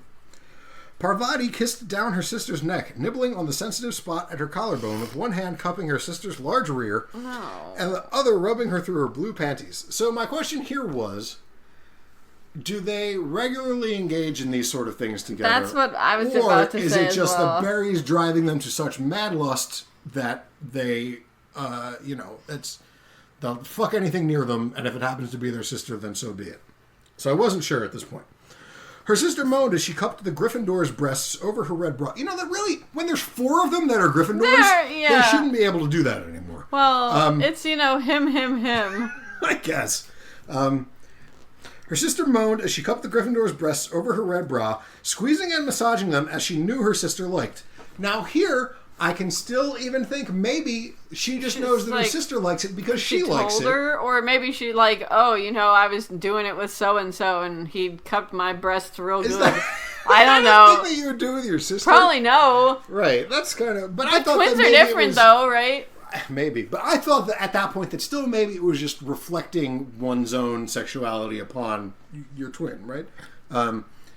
The way you're saying at that point makes me realize that it is indeed I may have given up the goat a little bit. Both were moaning and panting with arousal as they kissed again, wet heat building between their thighs as they built off each other's need. So consumed were they? Nope. That they didn't notice the long, supple branch rising next to them with peeled back to reveal a smooth green cock. True's like, hey, I'm still here, guys. I'm imagining it more like in a kitschy movie, you know what I mean? Where like it would it's just like up behind them, then it like looks at the camera and then it's like or whatever. Yes, please. Rising next to them, which peeled back to reveal a smooth green cock glistening with oil, until, that is, it gently pushed between their locked lips. Surprised only for a moment, the dusky twins quickly took to covering the long member with their lips and tongues, once they tasted its sweet juices, occasionally meeting at its tip to kiss before taking turns plunging it as far down their throats as they could manage. Both were grateful for the summer... All right, here we go. Both were grateful for the summer nights they had spent taking turns trying to take their shared thick black dildo into their throats, practicing relaxing their muscles and allowing it to slide easily down without resistance. So I think at that point we can finally put the twincest stamp directly on the Patil twins. Their hands remained on each other, roving over breasts, down waist to cup arses, brushing across hips to teased, covered pussies. As the green dick began to throb, the two locked eyes for a moment, communicating silently as only they could. Twins, right? Before pulling away... That's actually written here. It's not. Oh my god, really? Oh, darn. Before pulling away together, each reaching around their sister to unclasp each other's bras to reveal twin sets, they could have picked a different word there, of round, firm orbs tipped by dark nipples. A short moment of intimacy between the two, a quick inflamed kiss, and a brush of breast against heaving breast was all they allowed themselves before turning back to the waiting cock. Smiling, Parvati reached out and grasped it, drawing it between the two of them so that it stood vertically with its tip pointing skyward. The girls crowded close to it, inhaling its sweet scent and licking its tip gently as they each cupped their round breasts and pressed them against its length, treating the stiff member to a sexual attack few ever experienced. I love that turn of phrase. A sexual attack? Yeah. The cock began to thrust between their tits, coating them in a mixture of its scented juices and the twins' saliva. Amazingly supple, it was able to maneuver, spelled in a really weird way, but possibly the British way, itself so that it pushed into one of their hot, wet mouths as it rose, alternating with each thrust. Again, it began to throb and pulse until, with a final jerk, it spurted its warm, sticky seed up and onto their tits and faces, covering them. So now it's sticky raspberry cream cheese frosting. Okay, I'm into it. I'd eat it. Sharing another passionate kiss, the twins began to lick at the juices covering each other, moaning in delight at the combination of the sweetness of the liquid and the saltiness of their skin. So it goes on for a while after this. The gist is that they end up 69ing each other while the green tree dicks both pound each of them, and they reach a sister-sister tree monster simultaneous orgasm. Wow, that takes some doing. Yeah. So now, how do you feel about this twincest? Still not doing it Still for nothing? you. Nah. Man, we'll get there eventually, I'm sure. I'll let you know. So the last chapter is Daphne, who, again, I don't really remember. But here it says that she's Slytherin and she's blonde, right? And I guess she's naturally more of a slut than the rest of them, or at least that's the way that it seems to portray it. Most of it's nothing too special, but I will read the last paragraph. The sensation was almost too much for Daphne, and she felt another orgasm hit her as the three cocks frantically thrust it into her at an unceasing pace, making her back arch and her holes constrict. More roots burst from the ground. More branches descended, all of them surrounding the girl as the tree burst from the ground. More branches descended, all of them surrounding the girl as the tree took her forcefully. Occasionally, they would smack against her face and throat, her waist and breasts, or push themselves into her hands to be stroked by the desperate Slytherin. At long last, she felt the long dicks, again, could have picked different words there, in her holes throbbing before they each plunged deep, deep inside her and began pumping her full of their hot, sweet seed. The cocks around her, tied to the same great tree, began shooting their juices onto her tits, stomach, and face, covering her thoroughly in their cum. At the feeling of their sticky cum all over her body, she let out one final moan as she came again before she was surrounded by branches and everything faded to black. So now we have tree bukkake also. Yes, we do. Tree blowbang, almost. And so that's the end. I figured there was going to be like an epilogue chapter where it's like, the 7 girls walked back to their dorm room covered in dazed and syrup. dripping syrup. And McGonagall greeted them at the but there was nothing. It was just where it stopped. There was no wrap up. There was no. Nothing. Is it still in process? It says chapter 7 of 7, so I don't think so. Then yeah, that's finished. Yeah, I know. I was kind of disappointed by that, but overall, I thought that it was interesting. The whole idea of it's a tree, but then the branches pull away and there's just a green dick underneath the. That's underneath the bark. I'll never see the movie the same way again. I thought that was pretty good, and I really liked Luna's section because I was not prepared for that at all. Yeah, but yeah, so that was that story. Interesting. Yeah, I like it. I mean, like is not maybe the right word, but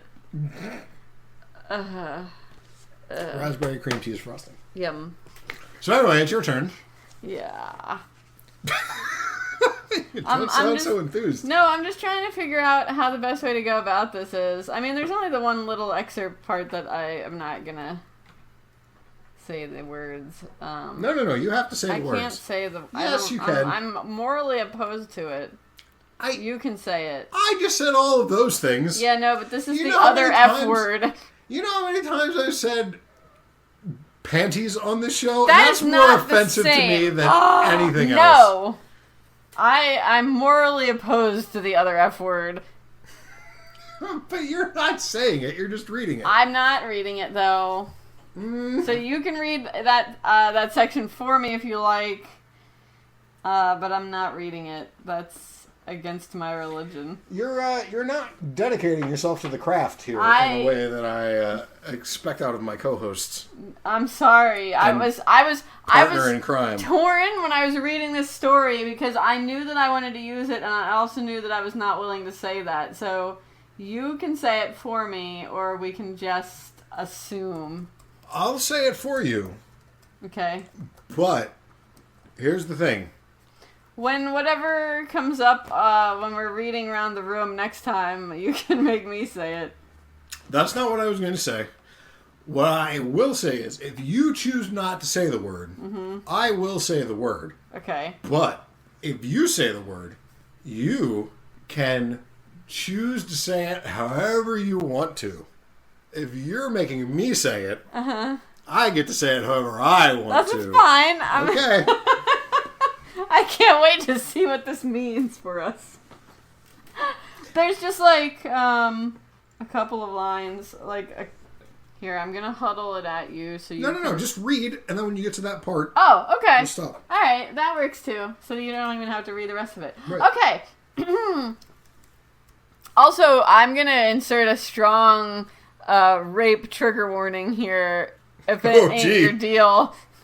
Probably. We probably just should have named this podcast Trigger Warning. Yeah. I do tag it on Tumblr when I post it because that. But anyway, this one is called "Oh My Tentacles." I was just thinking. Yeah. So you know how the fanfiction community, in one of its quirkier, and I'm not sure if this is a positive or a negative, but they tend to whitewash the word rape by calling it non-con or dub-con. I wonder if there was ever somebody who ended up going to prison or was in jail, and they were like accused of rape or whatever, and they were like, no, it wasn't rape, it was just dub-con. No. Anyway, this one's called, did I say what it's called? Nope. Already? It's called Oh My Tentacles by Oh, wait, yes you did, sorry. Ichigo Mine on fanfiction.net. You're going to have to forgive me with some of the words in this because these names, man. So what is it? What do you mean, fandom-wise? Bleach. Okay. I don't think you said that. Okay, the author's name is Ichigo. Ichigo is a real person's name. Fine. I'm pretty sure I told you what my fandoms were when we were discussing this. Oh, you did. But you didn't tell the listeners. That's true, I didn't. Alright, this is Bleach fanfiction.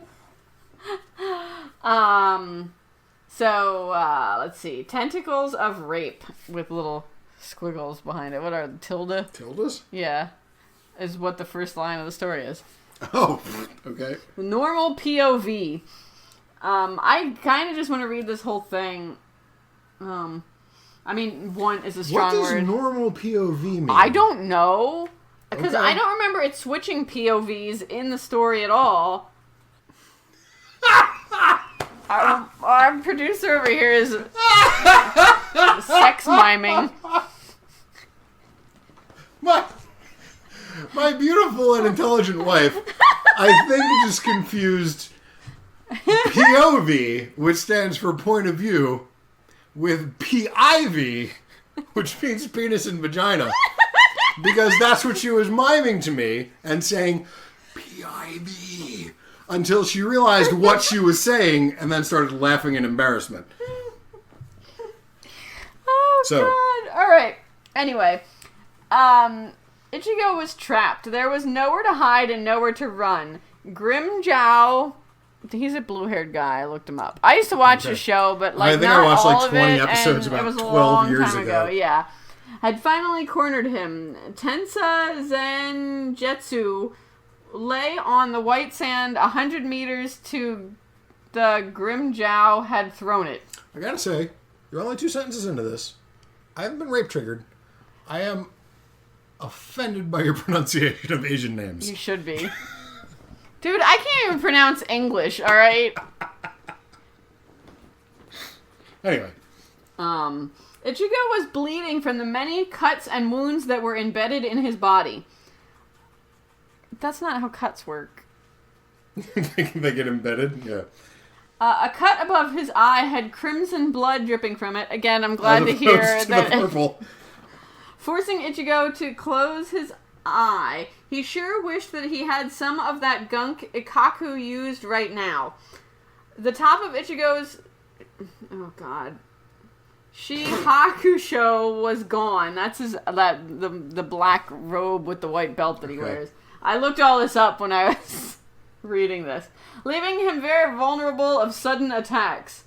Right then, Grimmjow made his move. You're mine now. The wrong your. Wrong your? Mm-hmm. You're mine, you know. Yep. The mine that he owns. You're mine, which I buried in the yard. Be careful not to step on it. Grimmjow bellowed as he went for the finishing blow. Ichigo's eyes widened in surprise. As the teal-haired being pierced his hand through his chest. Ichigo fell to the ground and coughed up blood, turning the sand a deep red color. Pierced his hand through his chest? Oh! I was thinking like Ichigo had his hand behind his back and he had to go all the way through his chest to get to his hand. What you did makes a lot more sense. Okay. Shit. Making that into my ringtone. It's just there with a period and quotation marks. It's just a sentence all on its own. And now we have parentheses. And it says, I'm not going to use the and everything faded to black crap. So Ichigo, blacks out. And parentheses. That's okay. Because that's way better.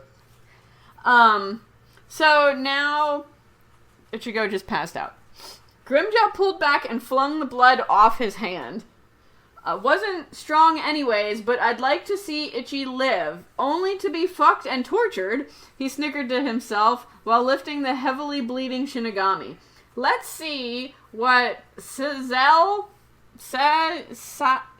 I don't know how this guy's name is pronounced. It's Pitzel. It's an Italian Christmas cookie. No, here. Tell me how to pronounce this. Szayel. Zazel? But it's a Y. It's not Zazel? Another... Zayel. Oh. Has in his... Faggot! Cave. Wait, faggot cave? What? Dude, what does that even mean? I don't know. I thought it was at least gonna make some sense. This is gonna be fun for the next couple sentences. Grimmjow quickly sonidoed. I'm assuming that's their teleportation thing, and I'm probably butchering the pronunciation. I apologize, Bleach fans. To Las Noches with the berry on his shoulder. Berry? Like Berry? Mm-hmm. Raspberry syrup. I don't know. I'm just reading what's written here, alright? I'm just trying to understand what you're saying. That's fine. I'm not blaming you. He teleported there, I assume, with the berry on his shoulder. He walked up to the entrance of... Faggot. It's only the first part. It's just the first 3 letters here. Oh, well, you gotta let me know. Sorry. I'll make a little motion or a big motion, okay?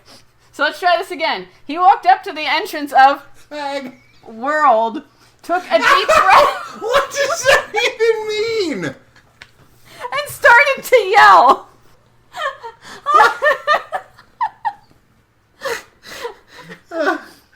Hey, fag bot.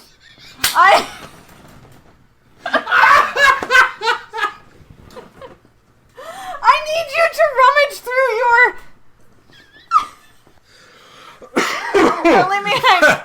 I need Sorry, I can't breathe. Fag. Pills and shit, and show me your best Fag. toy. Grimjaw shouted as he pushed open the door. Hold on, stop. Is this like a character trait that this thing has in the show? I don't know. Because otherwise I don't understand why any of this is happening. I don't either.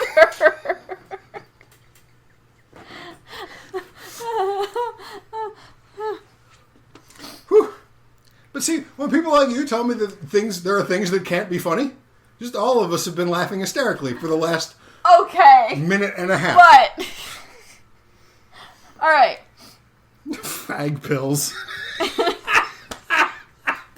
Anyway, I'm sorry. Grimjaw shouted as he pushed open the door to find Sayol standing with his arms crossed. Grimjaw, first of all, stop calling me a fag. Second of all, are you using him? Sayol said, looking at the unconscious teen for sexual intentions?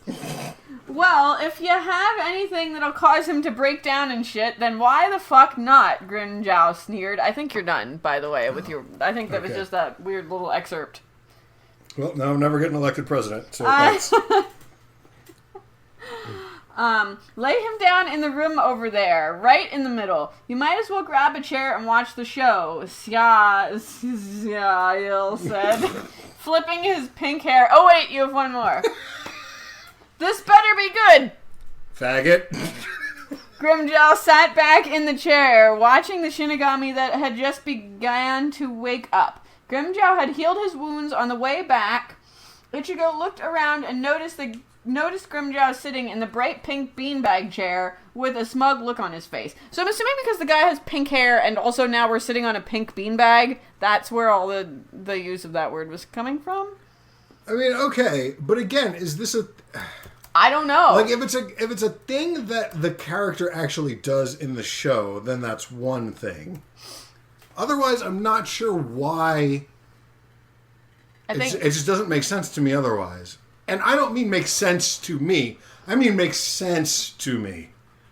Mm-hmm. Listeners, you can't see what I'm doing. He's making grand sweeping but I'm gesturing. Yeah. Right.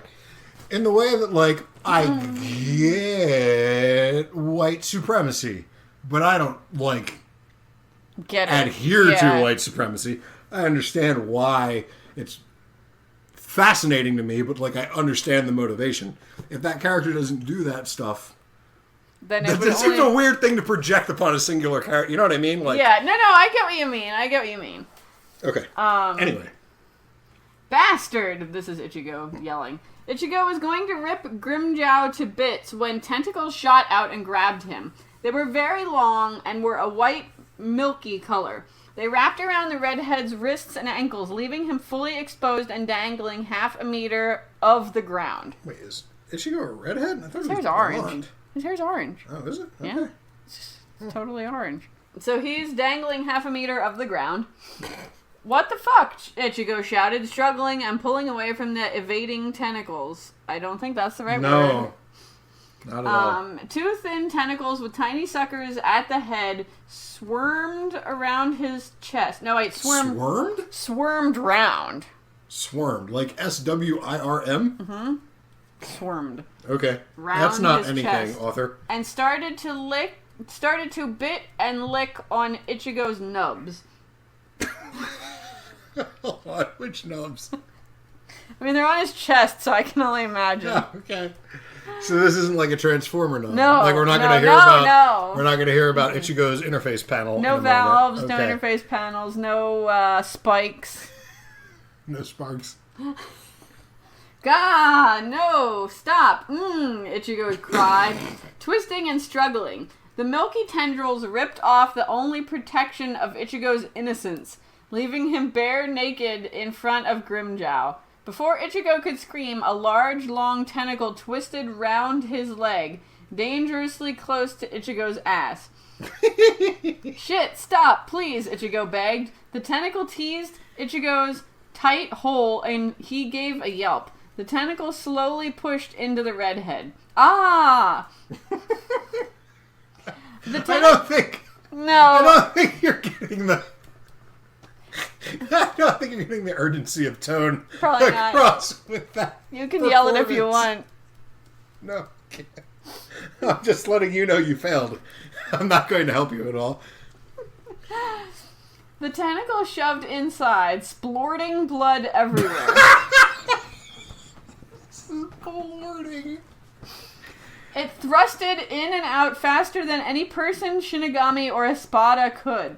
Ichigo's screams grew more intense. A second tentacle wrapped around his other leg, waiting for the perfect moment to strike. The tentacles holding Ichigo turned him around so that his ass was facing Grimjow. The teal-haired Espada let out a moan at the wondrous sight. Crimson blood flowed restlessly down Ichigo's thighs. Again. Restlessly. It's just sort of meandering. It's really looking for something to do. A little lazy Sunday, football's over. Down Ichigo's thighs, staining them red. The tentacles kept thrusting in farther and farther, carrying blood when it backed up.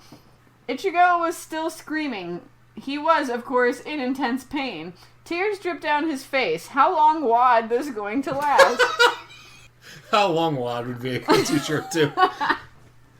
The tentacle that was still curled up on Ichigo's leg finally made its move. It made its way to Ichigo's fucked hole and dove in. Ah, stop! It hurts, Ichigo screamed, never feeling so much pain in his life before. Grimjow couldn't help but get hard as he watched Ichigo get fucked by tentacles. Didn't this stuff only happen to those retarded shit rape the girl games? God, Ichigo was in for some rough gym classes. That is, if Grimjow ever lets him go. What? Rough gym classes. So, hold on. I got a couple things. I do too. One, rough gym classes because his ass, is... What about gym class? Like, I would think he's gonna regular... shit himself because he can't control his bowels. But wouldn't you do that anywhere? And if it's a sitting down thing, like, aren't you sitting in regular school more than you are in gym class? Like, gym class might be the only relief you get. I remember reading now that in Japan, when you have gym class and you're changing in the locker room beforehand, you have to bend over and spread your asshole out to everybody before you're allowed to change into your shorts. So they can make sure that you haven't been tentacle raped. Right, exactly. Right. Because it's so endemic over there. Right, it's like Zika in Brazil. Yeah. Right, you got to make sure before. Second thing... He's saying this like he's just watching. Is he not controlling the tentacles? No, the other guy is. You know, the guy who owns the cave. Wait, so... He asked if he had anything that would screw him up, remember? But he's doing it, or he gave him a wand and was like, yeah, this'll do it. I'm pretty sure that Grimjow is not in any way in control. He's just watching the show. So he just brought this guy to his fag cave, and then was like... Not his cave. It's his friend's cave, or his... Grimjow brought Ichigo to this guy's cave and was like, hey, tentacle rape this guy for me. Well, and the dude was like, yeah, sure. Yeah, basically. Oh, okay. He says, are you using him for sexual intentions? And the guy says, well, Grimjow says, if you have anything that'll cause him to break down, and the Suziel guy says, lay him down in the room over there, right in the middle, you might as well grab a chair and watch the show. I don't know. I guess I just misinterpreted that somehow. I don't know. Okay. Never mind. Okay, so he's really not... So this isn't his fault at all, really. He's... That is a stretch. Just like Ichigo's asshole. You took the words right out of my mouth. A tentacle slid into Ichigo's mouth to be sucked. This time, it was gentle, so Ichigo wouldn't end up vomiting. Ichigo's screams died down. Grimjow couldn't help but admire the masterpiece before him. Those THOS end screams. It just Thos is the Norse god of tentacle rape. Screams were like music to his ears. It made him insane. It made him want to fuck Ichigo, no holding back. Ichigo, on the other hand, was about to black out. There was too much pain. His body couldn't take it. Just as Ichigo was about to fall into an oblivion, the tentacles slowly retracted back with a loud, wet pop. Ichigo collapsed on the ground, falling to his side from exhaustion and... pop? Anyway. From exhaustion and shock. Never had he felt so weak before. Grimjow sauntered over to him and tilted Ichigo's face to look up at him. His eyes were still beautiful as ever. Shock was clear in those brown orbs. A little fear in them, too, but still beautiful. Ichi looked tired. Why don't we head back to my room, Grimjow said with a laugh. He carried the worn-out teen in a bridal carry and kicked open the door. Ichigo was too tired and shocked to react to the teal head's words. That, I don't know, just made me want to throw my computer on the floor. But I can't really place why, because redhead is okay, but tealhead makes me want to break stuff. All night screams, Ichigo, and moans, Grim, could be heard throughout Las Noches. Ugh, when are they gonna freaking shut up? Yelled an annoyed Notora, shoving his spoon-shaped face into his pillow. Other than Notora being an ass face like he is, all the other espadas were all bunched up at the sexta's door. Lilynette had opened the door just a crack and had a video camera going on. This is great shit. God, I could make millions selling this to the Shinigamis, with an apostrophe S. The moans and screams kept going, and the next morning came out a cheerful Grimjow and a depressed Ichigo. What will happen next? Author's note, did you like it? If so, leave a review and tell me so. I might make a sequel. Just maybe.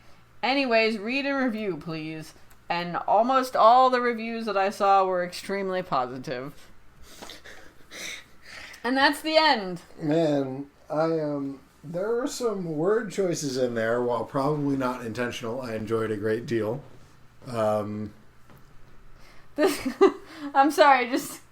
The author's biography here says, I'm a certain age that is fairly young, but I am far more mature than you think. I know all about those mature fanfictions people write, and I love them. Know all about the prostate. Man, that, I mean, I also weigh about 74 pounds and am damn proud. That's alarming, unless you're like 3 feet tall. I was going to say, so this was you 10 years ago, I never right? weighed 74 pounds, alright? I weighed 86 pounds, but never 74. Well, the internet adds 15 pounds. So. That was... Something. Something, for sure. Yeah, that whole... Like, most of the time that you were reading that, I was imagining that Grimjow was doing the tentacling, but... Mm-hmm. So I'm not sure how to process that, really. Now that I know. That just seems so unbelievable to me that someone would show up at your house and be like, hey, do stuff to this guy. And you're like, sure. Like, that, I don't know. That after you call them names, even. Yeah, right. I don't know. Like, I show up here and I'm like, hey, Steve, you suck and I hate you. Rape this dude, would you? And you're like, fine. Put him in the middle of the room. Right. Like, it just doesn't track. I don't know. Sorry, name of author. I couldn't suspend my disbelief for you. Not great. Sorry. So do you have another one you want to finish with? Or no, that was my finish. Oh, that was your finish? Yeah. Okay. All right, then I will finish up with A Sticky Situation by Zippy Zapmeister. I don't like the title on already. Archive of Our Own. Funny enough, if you search for Sticky Situation on Archive of Our Own, you get like 400 hits. Did you say A Sticky Situation? It is A Sticky Situation. By Zippy Zapmeister, and that is one word. If you try to search for it as 2 words, you're not going to find it. Because, trust me, I tried. This is a Nintendo crossover fic. It's got Palutena. Again? Who you might remember as the green-haired literal goddess from fucking fighting Wii Fit Trainer during our Femslash episode. I do remember that. It's also got Lucina from Fire Emblem. I'm going to read you the author's note to start. Emote asterisk, sips tea, and emote asterisk. I considered leaving author's note off of this, but I wanted to inform you that I have absolutely no explanation for this. I literally started writing this in a hotel on a school trip to New York. Like everyone was going to bed and I was writing tentacle porn on my phone. They all thought I was pure. So that should give you a decent idea of the person... Tentacle porn on my phone. ...who wrote this thing. Uh-huh. So here we go. Lucina, who, I forget if I mentioned Lucina, she's from Fire Emblem. You did. She's got blue and or purple hair. She's got a sword. And or? She's good at kicking ass. What? And she's got blue and or purple hair? Yeah, it depends on which picture you look at. I would say blue, but there's somewhere it's definitely tinged more purple. Either way. She's got a sword. She's good at fighting stuff. It's basically established that they are in a relationship. So Lucina walks into Palutena's throne room, and she looks upon her beauty and starts getting herself all riled up, just like looking at Palutena and thinking about her. But Palutena has something different from normal in mind. And so she says, I want to play a little game. It might be foreign at first. Yes, foreign is a good word. Lucina, what do you think about cephalopods? To speak more plainly, things with tentacles. Is there really a correct way to respond to your girlfriend asking about cephalopods? No. Of course, that was rhetorical. Everyone knows that. Hell no, there just really isn't a correct way to respond to that. Just answer. Lucina felt a shiver run down her spine. Palutena's tone was casual, carefree. It was an odd question, but not an especially outlandish topic.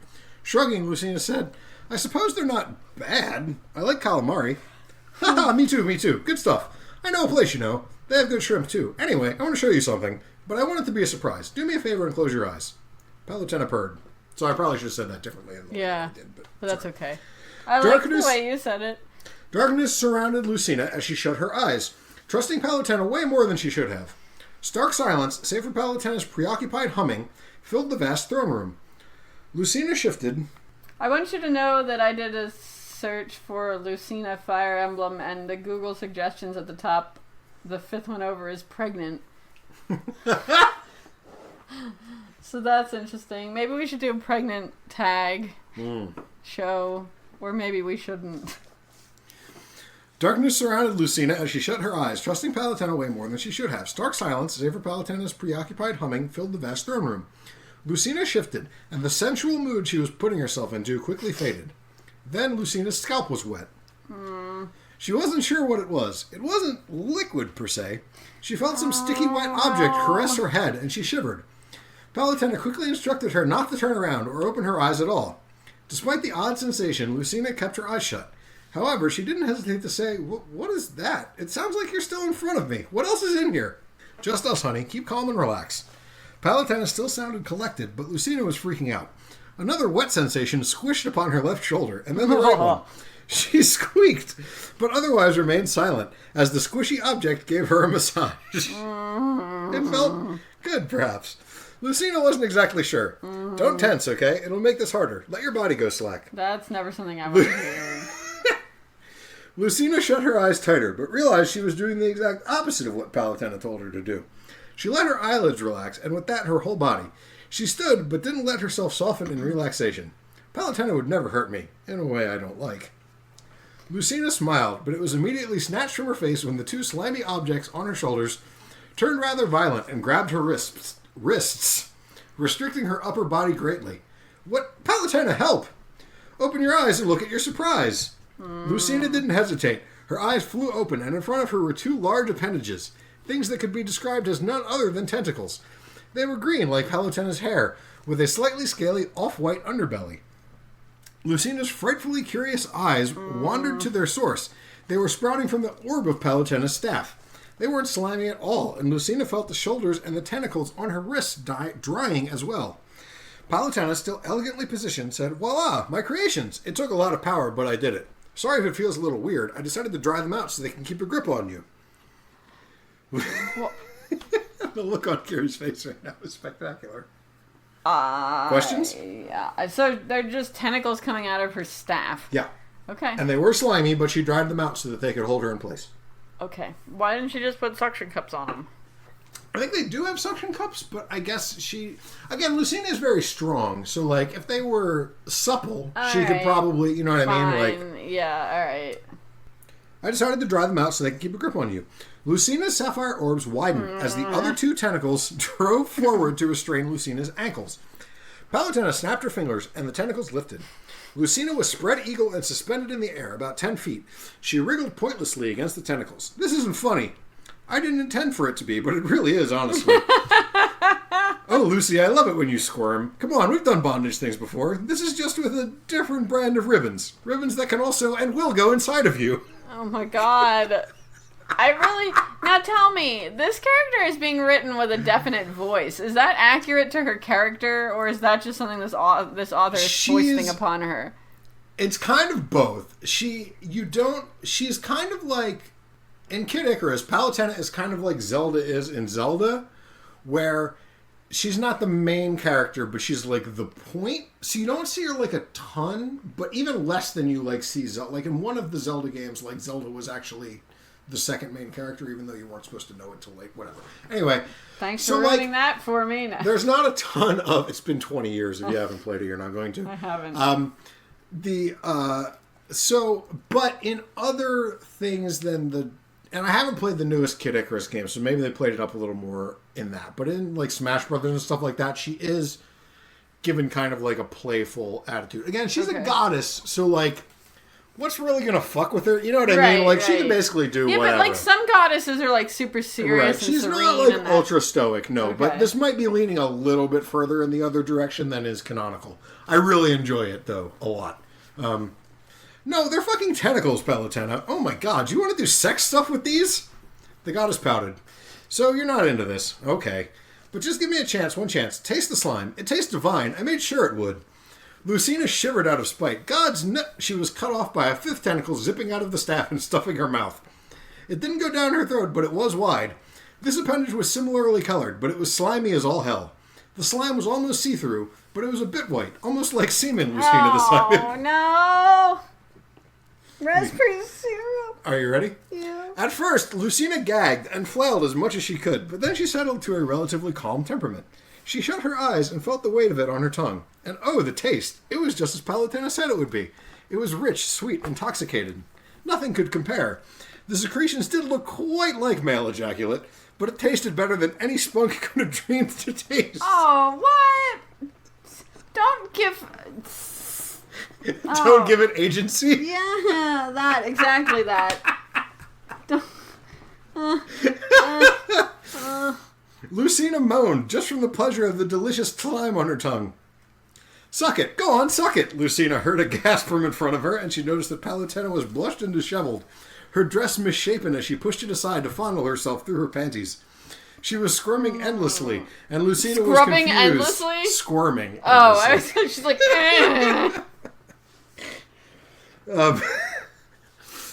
Lucina was confused. However, she couldn't retort with the tentacle in her mouth, so she settled for obeying and beginning a slow, pulsing suck. Palutena yelped and traced her pink, wet outer lips through her silk panties. Lucina watched the goddess's reactions carefully as she continued to fillet the tentacle, trying to deduce the reasoning behind Palutena's bizarre reaction. Then it dawned on Lucina. Palutena felt what the tentacles felt. To test her theory, Lucina began to suck faster, desperately craning her head to take more of the slimy arm into her mouth. Wow! Palutena reacted accordingly, flailing and screaming gleefully. Fuck, Lucina, you're so good at this. Maybe you want more of me?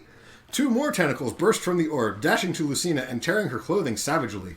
Only the bottoms of her leggings and scraps of her shirt remained. Her pussy and tits were bared to the goddess once the tentacles ripped off her bra and panties. God damn, I hate that phrase so much. The tentacle inside of her mouth began to thrust and wiggle, and Lucina took a second to note that Palutena's hand was moving ever so subtly, and the staff was wavering in midair. A small gush of the tentacle slime seeped into Lucina's mouth, and she drank it up dizzily. Lucina felt warmer in her nether regions as one of the slimy tentacles that stole her undergarments began to fondle her tit. The tentacle's thin tip wound around Lucina's nipple and pulled as the other tentacle caressed her other breast. Both of her breasts were coated with a glossy coat of slime once they were finished. I want to be inside every part of you, Palutena whispered, just loud enough for Lucina to hear. Whoa. That's all I wanted, was to have all of you at once. Now I can. Your mouth, your pussy, your tight little asshole. It's all mine. Lucina wiggled happily as Palutena showed her possessive side. It was something that was always exciting to both of them, especially during playtime. Palutena groaned loudly and shoved the tentacle deeper. The thin end of it tickled the back of Lucina's throat, and she immediately gagged. Palutena removed the tentacle, but not an inch of concern lined her face. Lucina gasped for air, and after several long gulps, choked out, I'm okay. You can put it back in. Only slight amounts of slime were oozing from the tentacles, but Lucina was determined to lick it all up. A beautiful image landed in her mind of her being covered in the slime, all 3 of her holes thoroughly fucked and dripping with the sweet substance. As if on cue, Palutena withdrew from Lucina's mouth and said, "Do you want me to fill up all of you?" "Yes, I want to be full," Lucina rasped. Her eyes locked onto the dripping tentacle covered with her saliva. Do we have some cumflation coming our way? That's a tag. It is. Not nearly as much of it as I was hoping there would be, by the way. I found that out when we were doing inflation. The tentacles that were fondling Lucina pulled away and floated beside the one that was in her mouth. The emblem beside Palutena's head disappeared and flickered briefly before disappearing. 3 tentacles idly bulged before Lucina. They shifted so that the skinny ends became thicker and rounded out to more phallus-like shaped. Would you say perhaps like a spike? So it would be easier to enter her eager body. The pores that used to release the slime before smoothed out and a hole appeared on the tip. "I suppose you can guess where these go," Palutena purred. With a wave of her hand, one of the tentacles became completely coated with slime, and Lucina opened her mouth eagerly. The goddess giggled. No, you don't get a big taste just like that. I just want that tentacle to have more slime so things go a bit smoother around the back. That's for the butt, ain't it? I think you mean anus. The drenched tentacle dove behind Lucina and pressed itself to her puckered hole. No. For a second, Lucina came down from her lusty haste to actually say, Palutena, I think I need a bit of preparation before you... Nonsense, you'll be fine. Relax your body, Before Lucina could protest again, the tentacle rammed inside of her asshole. Oh my god! And a scream of pain tore from her lips. On the other hand, Palutena was howling in pleasure. "Oh, fuck yeah, baby. That's the spot. Come on, give me more."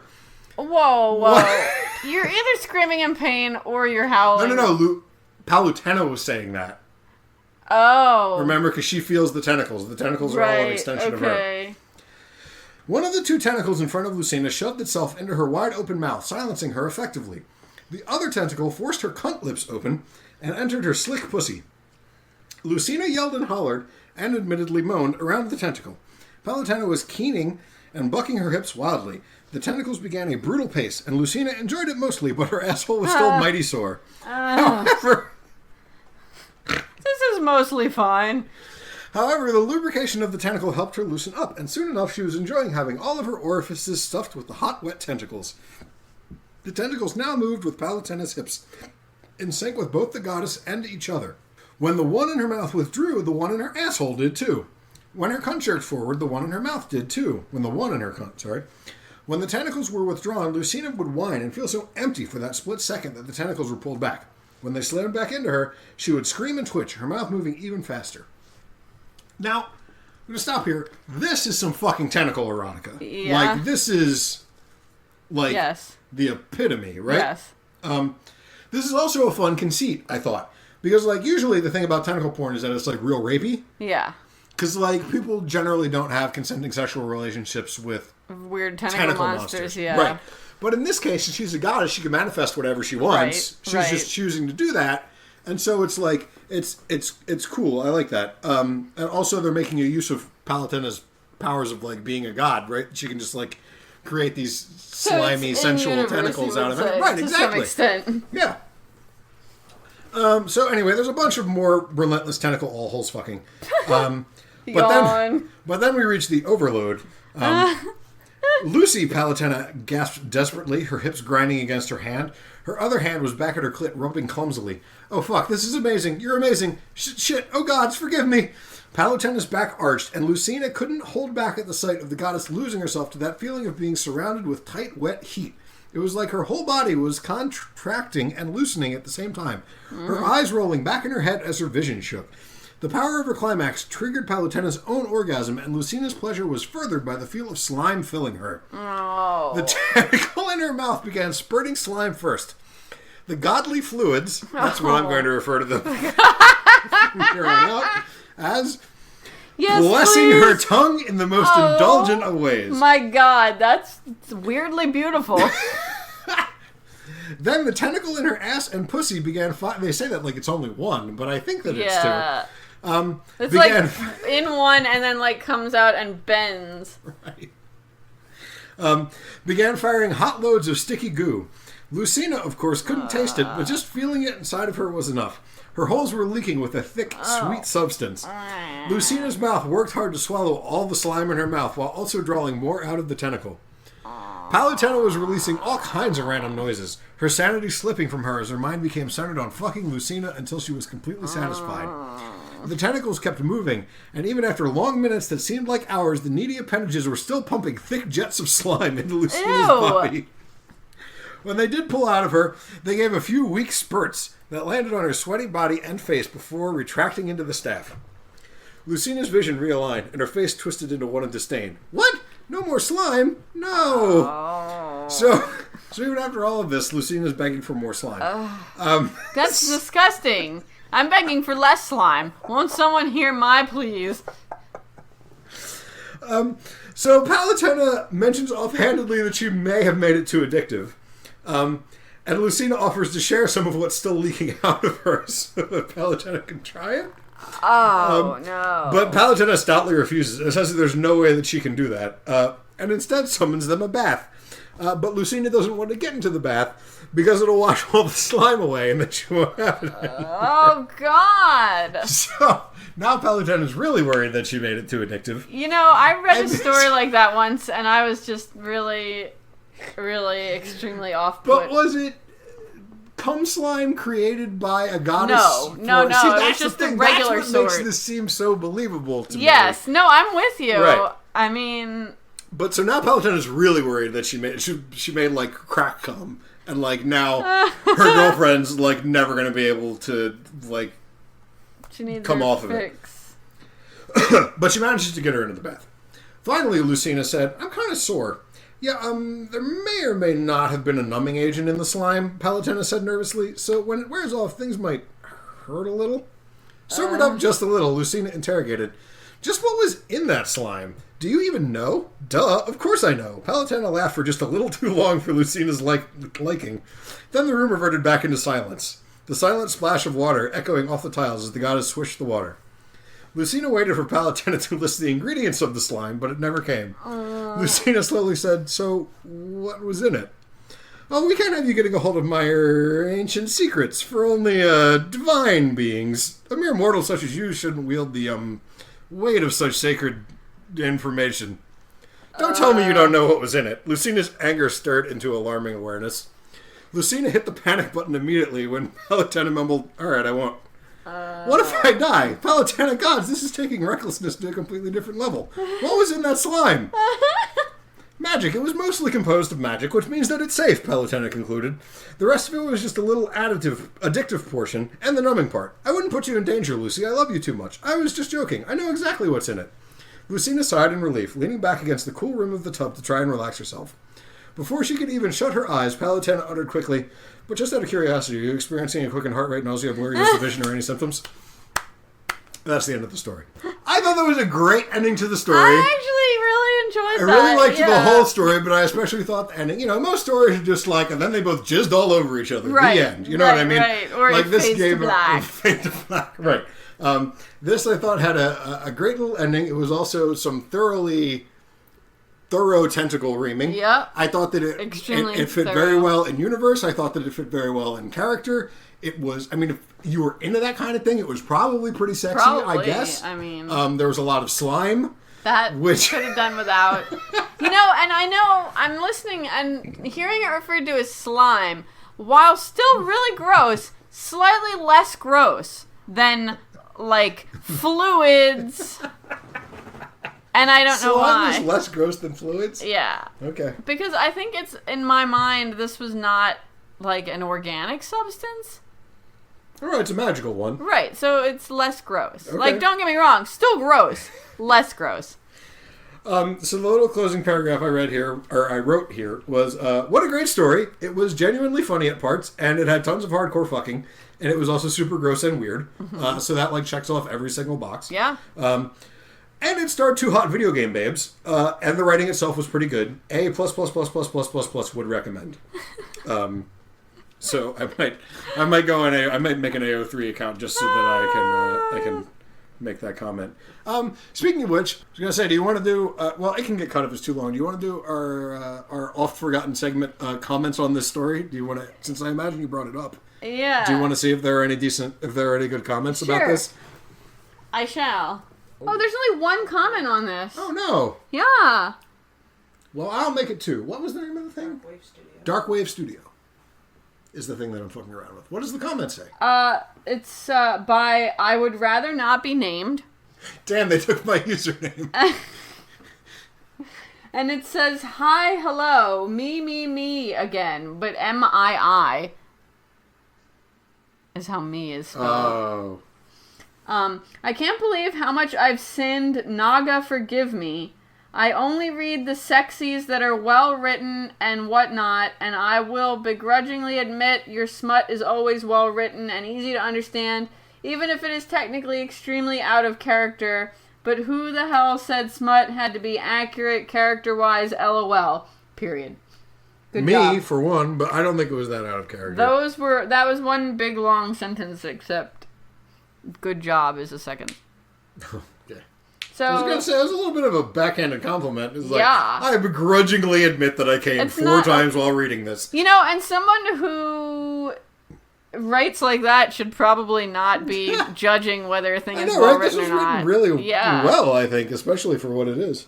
Yeah, so that's the only comment on this, unfortunately. Damn. All right. Yeah, it's apparently only got like 11 kudos on it. Yeah, well, I will make an account and I will kudo and comment on it. And maybe I'll even mention that it was featured in our podcast. So do you have any final thoughts on Tentacles before we move into housekeeping? I was excited about this topic, and I still think that it was really good. Like, I enjoyed this. But, like, I guess you read enough Tentacles, and it starts to get very formulaic. I think you did a pretty good job of finding ones that were less. That's why I liked mine, because they had something in them, yeah. But too much of it is just like, oh, a schoolboy or a character from an anime gets attacked by some Cthulhu-like being, and they get all of their holes penetrated. Right, exactly. Like, whatever, like that's fine. Again, it's whatever. But that was like when I was 16. Like, right. That was cool and new. Also, now I'm twice that age. Oh God. Jesus Christ. No, stop. I'm not talking about that anymore. I can't put my head around that. Oh my God, I'm twice 16. Shut up! Shut up! Anyways. A thing about the story you just read that I realized has been bothering me since you were reading it. I think if I was going to be triple penetrated by tentacles, I wouldn't want them moving all at the same time. Like, I would want a little, like...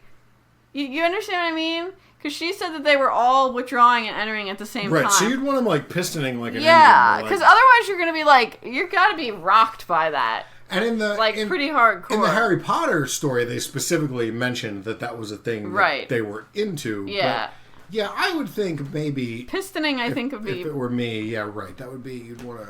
Yeah, you'd want like the waveform to kind of play off of each other. Right. Rather than crashing into each other. Yes. Yeah, that. Yeah. But that's the only thing. I mean, otherwise I really... But as I've never tried it... Might be a personal preference. Yeah, I don't know. Preference. I don't know. But so that was Tentacles. I have a feeling that we only barely scratched the surface here. This seems like very fertile ground. Like, to get these 3 stories, I think I looked at like 7 stories. Usually to get 3 stories, I look at like 20, 25 stories and discard the vast majority of them for being boring or dumb in a way that's not funny or whatever. I had like 5 that I was willing to read, and I think that was probably half of what I clicked on. Right. So, maybe we can come back to this at some point in the future or whatever. Or maybe pare it down somewhat, like Tentacles in X fandom. Right, or like exactly. Or, Tentacles involving plants, Given the fact that actually, without even trying that hard, I found 3 stories that I thought were pretty unique and interesting. It might, when we're doing fandoms in the future, it might lead me to search for, like, say, Tentacles within that fandom to see what people had come up with. Because, again, as a concept, it's one of those things that, like, you could do anything with. Like, literally, like, Tentacles is such a... like it's a thing, but like it could be an alien being, it could be an octopus, it could be a goddess that conjures them out of their staff. It could be a plant come to life. It could be tentacles fucking other tentacles. They could sounds real boring, but I'd read it. Like you could do literally almost anything with it because it's not like bound by the laws of actual reality. Unless you're doing like an octopus fucking somebody. Right. And then it is bound by reality. But tentacles and octopuses are pretty fucked up anyway. So like, you could just, even if it is pretty realistic, like it won't necessarily feel like it. No, I feel like I'm just rambling. But anyway, thanks again to our fan base for all of your wonderful suggestions. What were some of the other suggestions we got? We got nodding. We got... that weird one that confused all of us. Yeah, except Megan. Megan seemed to sort of understand it. It was Guardian or Sentry and Sentinel and Guide, which I had to have my wife explain to me what the fuck was going on, and I'm still a little confused about it. But good which probably means that it'll make a good episode, honestly. We'll probably get to that at some point. Fuda was another one. We got all kinds of cool suggestions. I'm sure we'll get to them all over the course of time. Gender swap. Was one. I'm sure we can find some material for that. Material? No, materia. Oh. We did find a material. Okay. Right, that's why I said it. Thank you. Jesus Christ. I'm dumb. www.slashandburnjokesexplained.com. I mean, not online. But yeah, so I'm sure we'll get around to them in time. I really enjoyed the 3 stories that I found, like non-ironically. Right. Like I didn't get sexual gratification. Well, I got a little bit of sexual gratification from them, I guess, at certain parts, but mostly it wasn't sexual gratification. I just enjoyed them a lot for a lot of different reasons. I enjoy doing this show very much. Yeah, me too. Me too. If you don't mind and you listen to us, please leave us a nice review on iTunes and tell the world how we've changed your life for the better. We really appreciate it. You guys sharing the show is how we grow because we, at this point, don't put any money into it or anything like that. Maybe at some point in the future we will. I know I say this pretty much every episode, but our download numbers are going through the fucking roof. Yeah, it's kind of amazing. It's like every single month, our downloads equal the previous 2 months put together.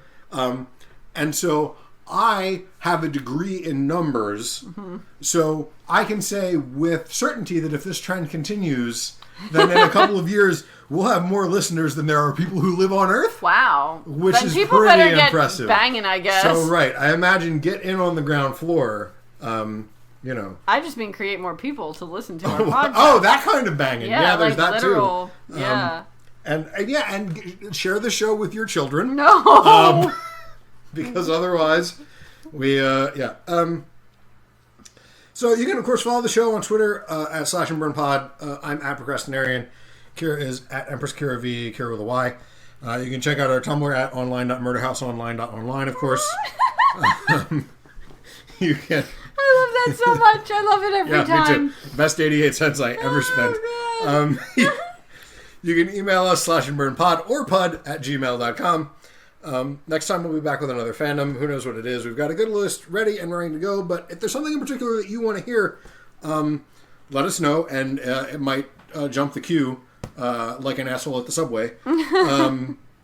And thanks once more to each and every one of you. We really hope and we think the audio quality is getting better.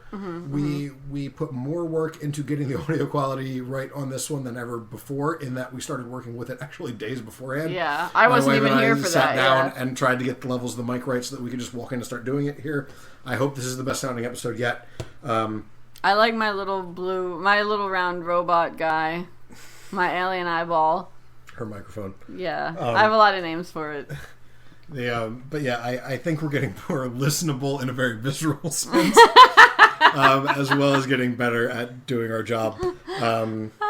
So tell your friends. Thank you for sticking with us through the shitty audio quality and all that. Tell your friends and family, but only tell your family if they're super cool, because duh. Don't tell my family. Don't tell my family either. I was talking to my mom and my sister earlier. And they were like, "What are you doing tonight?" I'm like, "I'm podcasting." Like, you guys can guest if you want to. I'm like, "No, you can't." Colleen, you could guest, but Mom, I'm gonna say that you not guest.